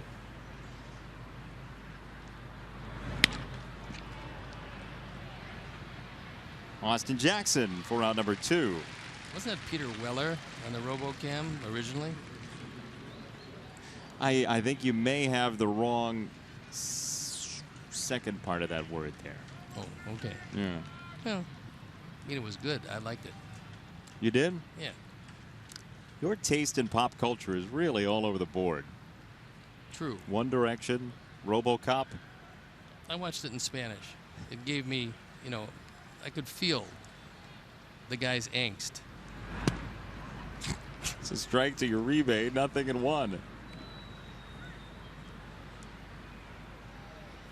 We do have a tweet from Comiskey Park Hitmen. Do the Sox know Jason Benetti eating an entire helmet Sunday in 5 innings is on the line here? We need runs. That's true. And, well, this wouldn't negate the commitment. This would just postpone it for a bit. So somewhere along the line, this team is going to win 4 and hopefully 6, 8 straight. And when that happens, it's cholesterol city for you, my friend. Population 1.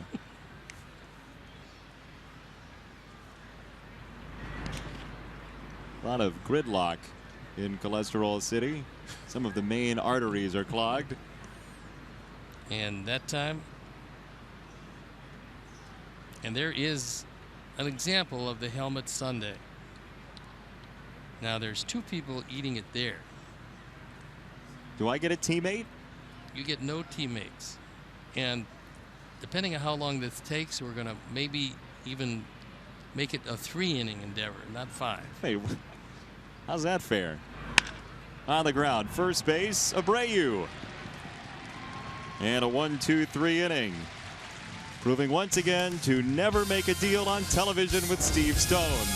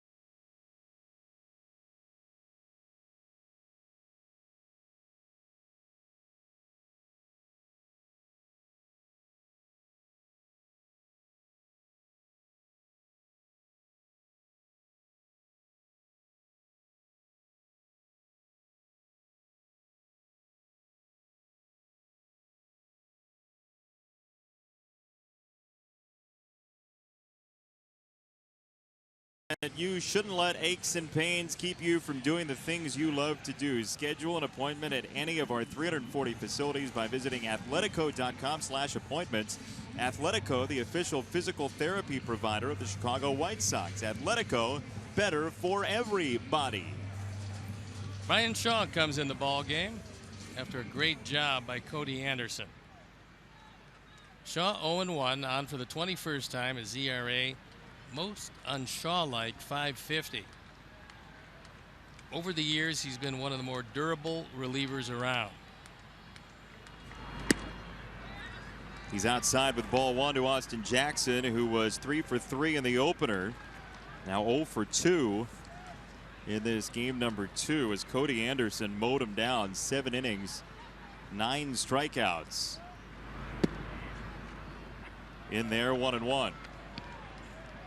6 outs to toy with for the Sox, trailing 5-1 in this doubleheader game 2. With their lead at 3.5 in the division. There's a strike at 94.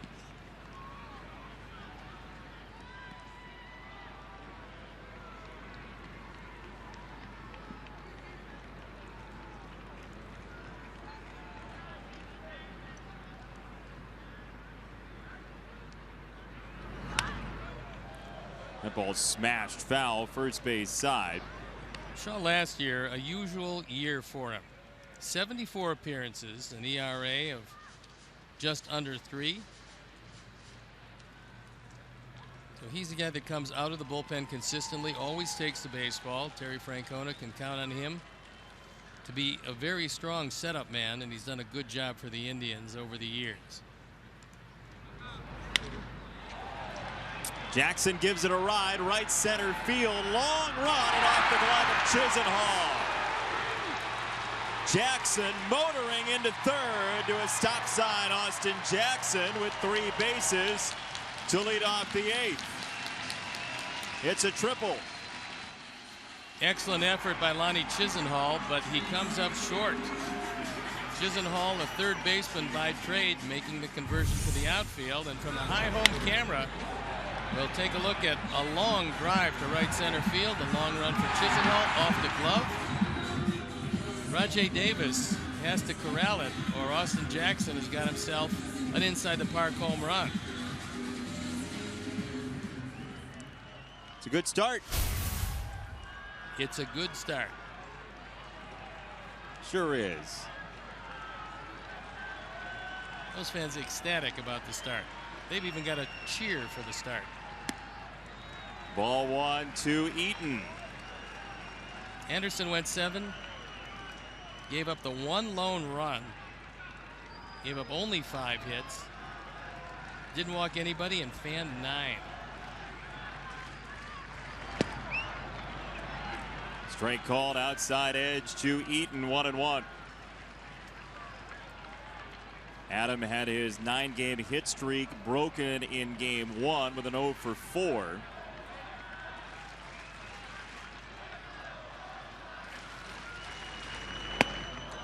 Two and 1. Saladino, Frazier, Cabrera, Abreu looming.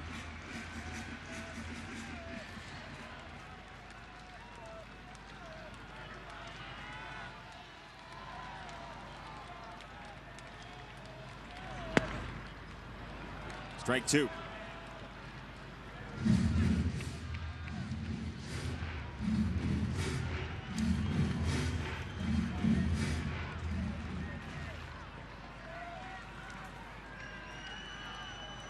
Jackson at third, nobody out. 5-1 score. 2-2. On the ground foul. Shaw ran it up to 96 that time. Still plenty of time and still enough outs left. Dogs would love to make it happen against Shaw and company before they get down to the closer. Cody Allen with 10 saves, although the ERA has been up there. On the ground, third base side and foul wide of the bag, and Uribe. deked out a fan.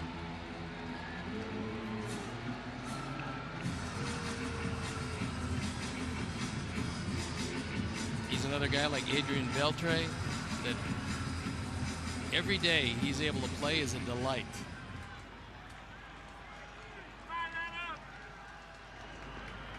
Two and two, Shaw to Eaton. Sox with their first base runner since the third inning.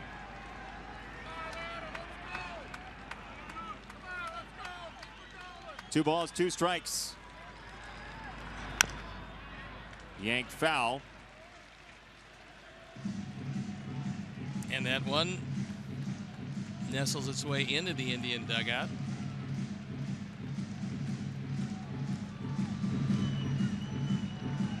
A new cheer. It's time for Eaton. Two balls, two strikes.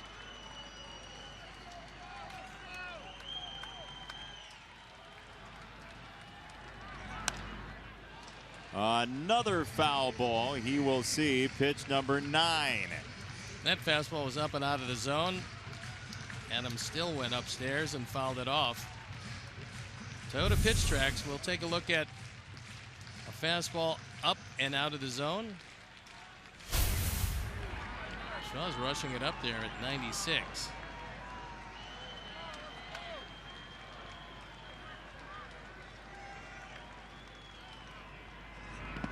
In the dirt, 3 balls, 2 strikes.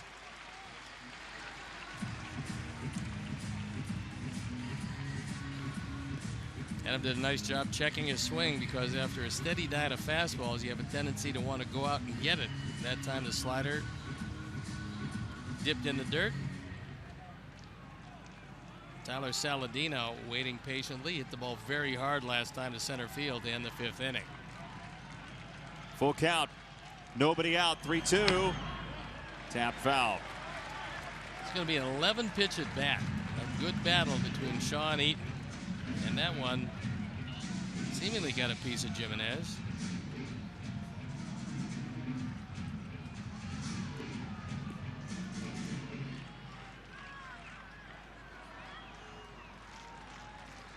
He's back at his crouch.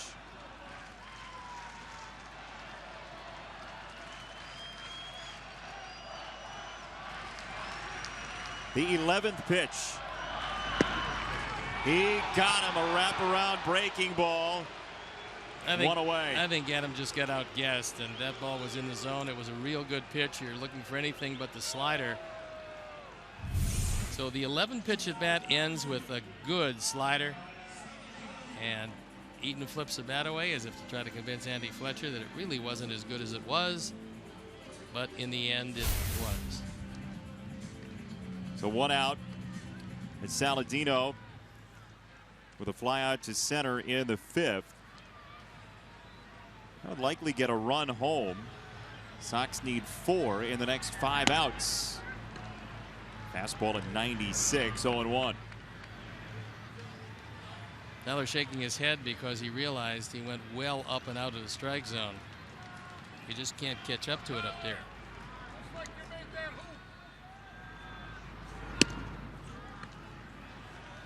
Frazier is on deck. Cabrera to follow. Abreu after those two. There's Todd, who's 2 for 3 in this game, 4 for 6 in the doubleheader.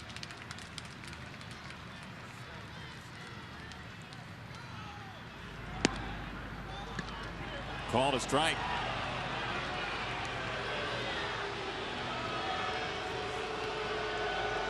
Crowd didn't like it. A little bit later than the usual strike call. It was a strike, however.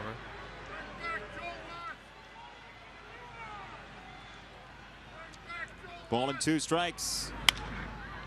Fouled off.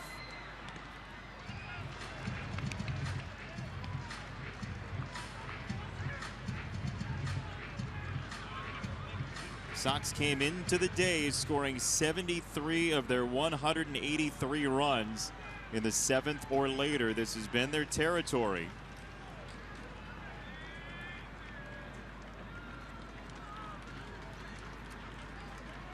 They got 1 in the 7th in game 1.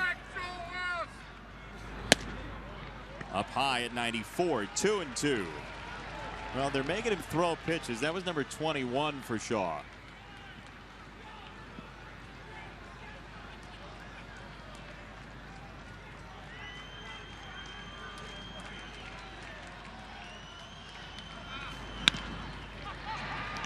To third, play is coming home and on target by Uribe. That was a contact play. Anything hit Jackson was going. You take your chances when you make that play, and normally with a 4-run lead you would think Uribe would take the safe out, but he's got such a good arm that he just puts it right on the money, and Jimenez puts the tag on.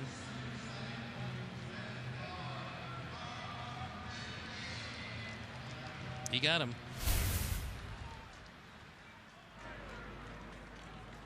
So, 2-out runner at first after a leadoff triple, and now Frazier is left with the rally in his hands and a fly ball foul.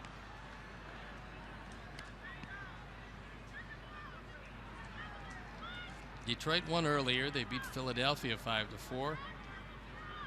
Minnesota trying to come back against Kansas City, but they trail 8-3.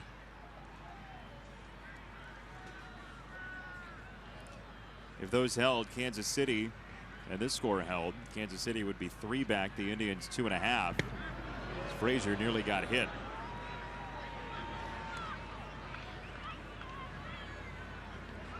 That was a tailing fastball right at the knees of Todd Frazier, who was able to bend back out of the way.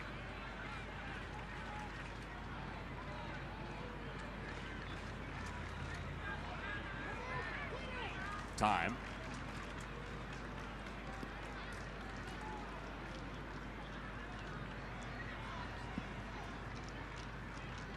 Tomlin and Sale tomorrow. Kluber and Quintana on Wednesday. That's a 1:10 start. 7:10 tomorrow.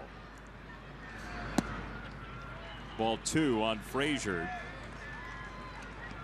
He leaves another one inside. It's going to be a 5-3 game. Todd swinging it very well. Try to get that ball away. This fastball is going to be away, or supposed to be. Ended up closer to Frazier than off the plate outside. 2-2. He got away with one as Jimenez gave him the fastball away, and he left it over the inner portion of the plate.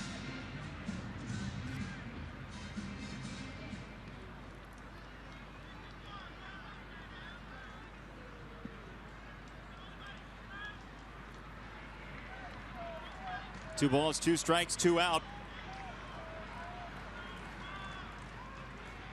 26 pitches for Shaw in the inning. That gets away. Saladino waved to second. Wild pitch.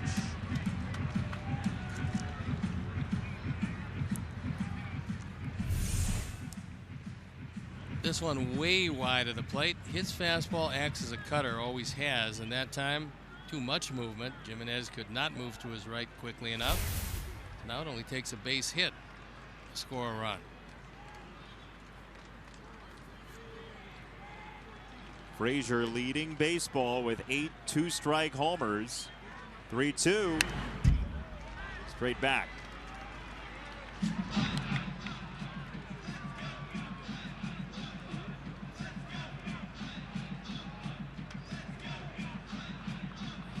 Might have been ball 4.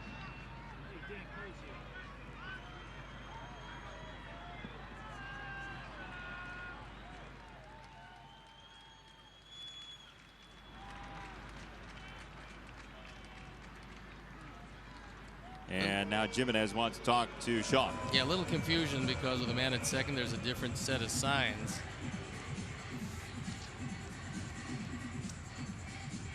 Tonight, stay with CSN for the most comprehensive nightly sports wrap-up show in town on Sportsnet Central. Get a recap of a busy Monday in Chicago sports, plus highlights from tonight's pivotal NBA and NHL playoff matchups. Don't miss Sportsnet Central tonight after White Sox postgame live on CSN Chicago. Frazier pops it up. Lindor. That'll do it. Leadoff triple, no harm done. To the 9th we go in game 2.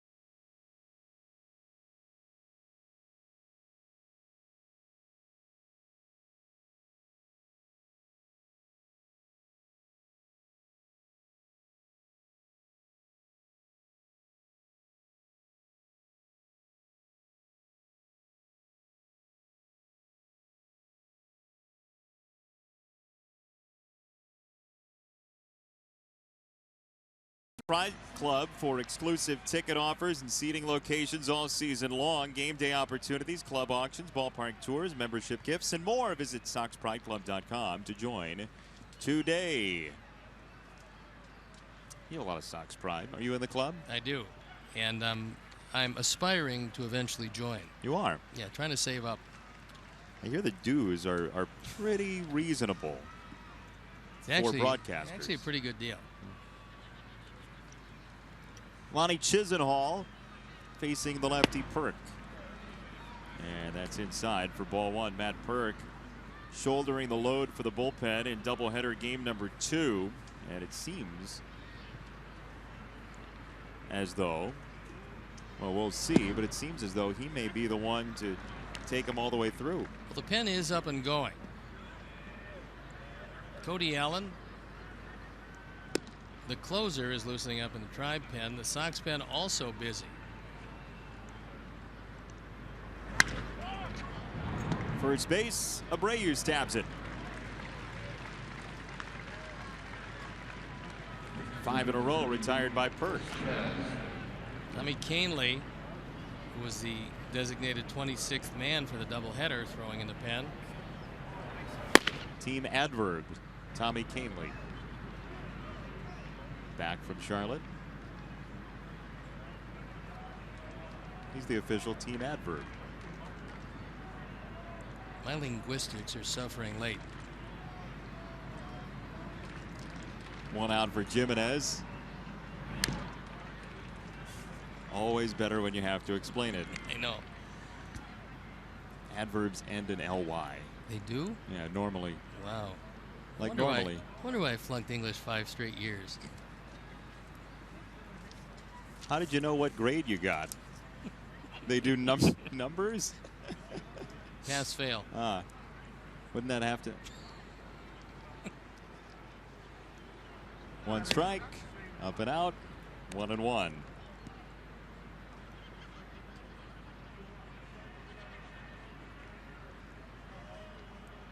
Wouldn't you like a Travel Wisconsin right now? Not yet. Okay, I'll hold it in abeyance. Laurie's there. Let's do it now. Time now for the White Sox upcoming schedule, brought to you by Travel Wisconsin. Plan your fun today at TravelWisconsin.com. And there it is. The finale of the series coming up the next couple of days against the Tribe, and then it's on to Kansas City to face the Royals for 4. Our upcoming schedule, Travel Wisconsin. I think while you're on the road trip, I'm going to go to Wisconsin. It's a beautiful place to go. Actually, I'm going to go see the minor league affiliates. Got a trip to the Charlotte area. Well, that's kind of nice. Yeah. Go see the farm.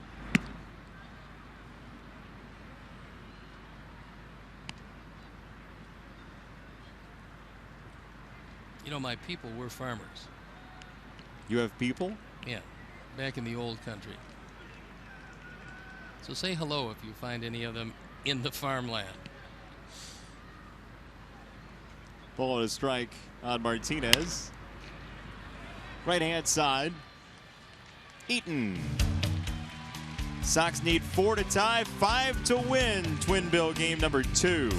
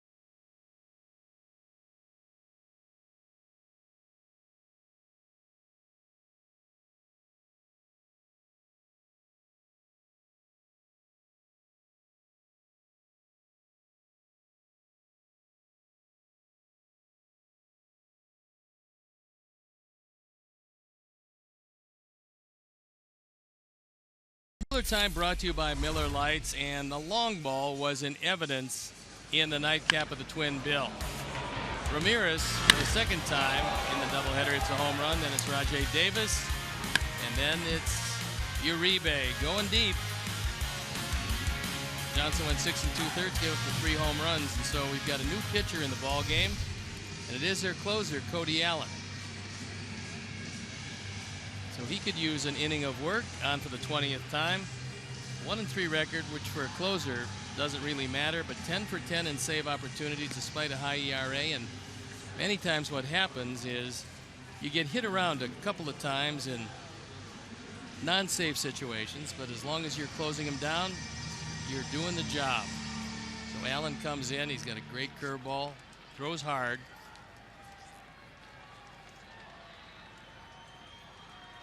And for those of you who might have wanted one of the Snickers of the 2 we have, forget it. I ate it between innings.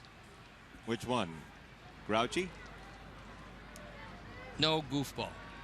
I left Grouchy. That'll be the answer to a trivia question one day. Ball inside, Melky Cabrera against Cody Allen, who started his collegiate career at UCF, then transferred to High Point University with the coaching staff change. He followed the coaches there. Yeah, there's a strike. 1 ball, 1 strike. Now, you make him work here. Even if you don't get the comeback win, you can at least put him in a negative spot for the next 2 days. That's exactly what these guys are trying to do. Look, they want to go out and try to win this, but they want to extend some at-bats and make sure that this is not an easy inning for their closer. Because the more pitches he uses tonight, the less pitches he'll have coming up the next couple of days. Now, it might not affect him tomorrow. It might affect him in the Kluber game against Quintana, but still, making a closer extend himself in a non-save situation is the goal. 1-2. 2 balls, 2 strikes.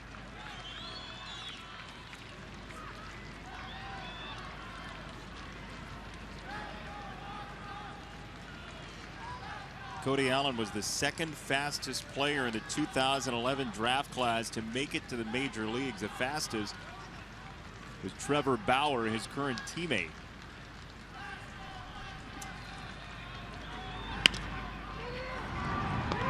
Santana to Allen.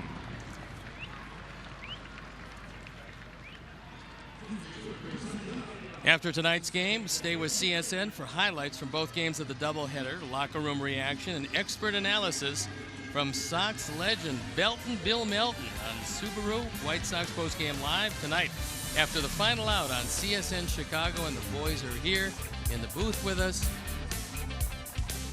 They're lurking in the shadows.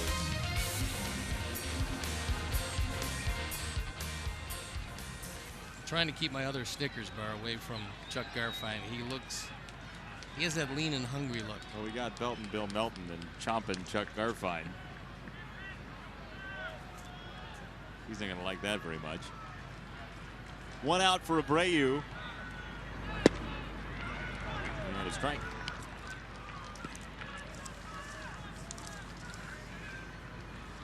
Jose 0 for 3 in game 2. He was 1 for 5 in the first game that the Sox won by a run, 7-6. 2 strikes.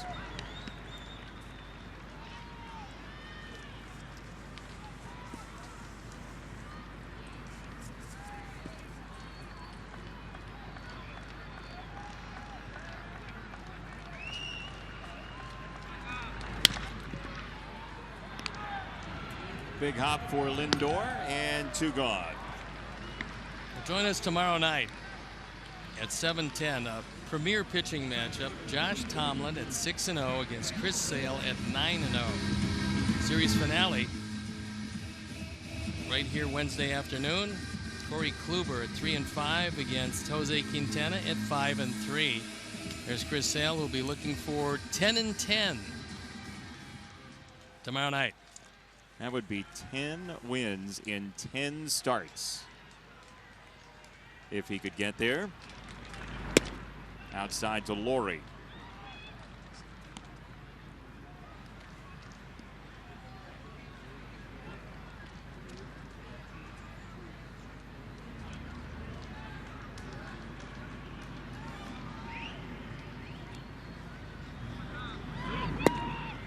Down low, 2 balls, no strikes.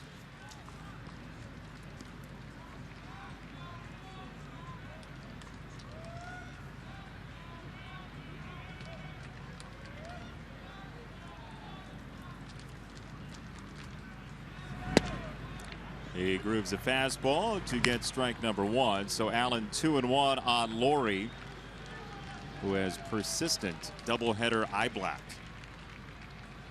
It's held up. Yeah. Ooh, a moon and a pinwheel.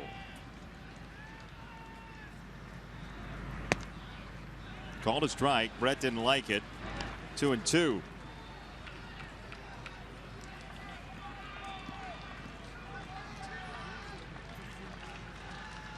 So just so we're clear, so that's 10 wins and 10 starts if Yes. Chris Sale wins tomorrow? It would be.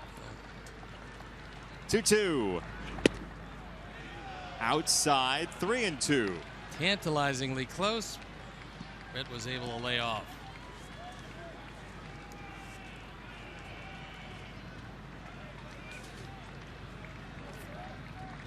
Two out, bases clear, bottom 9 in the nightcap. 3-2 pitch is low, ball 4.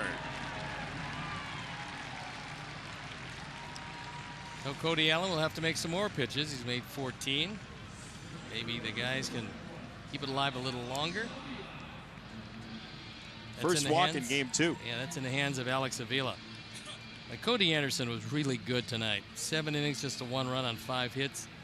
Striking out 9, not walking anybody. For a guy 0-3 with an ERA just under 8 coming in, he showed very good stuff. Well, and for him personally, he needed it. Going Yeah. up and back, started in the rotation, went back to Columbus. Avila takes a strike. Laurie to second base on indifference. Well, he's not indifferent. Everybody else is. They conceded the bag and he took it, which you should do because you never know. Takes the force play out of the equation, and now base hit drives in a run.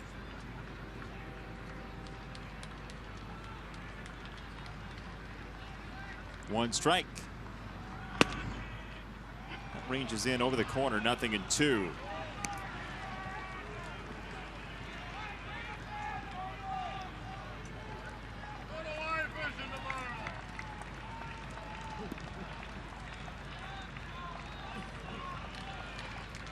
Sox trying to stave off loss number 19.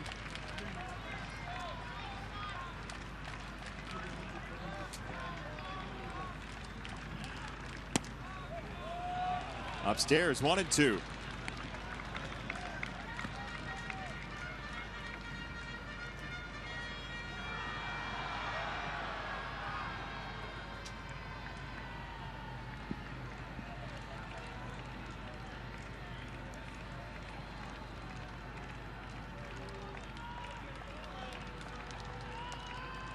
And Allen steps off.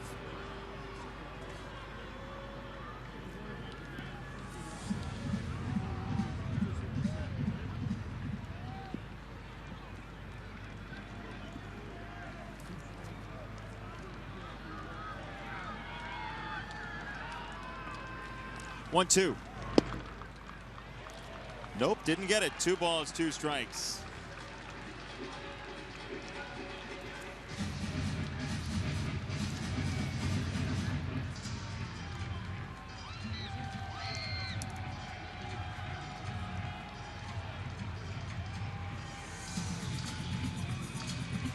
That elusive 27th. Todd, no, not yet. No yawning. Plenty of time to go. He's got one more at bat left in him. Just have to roll around to get there.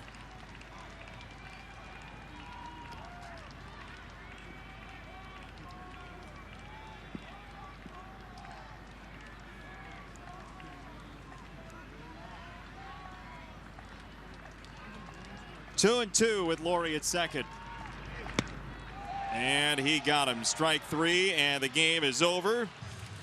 5-1 the final score. The Sox and Indians split the doubleheader.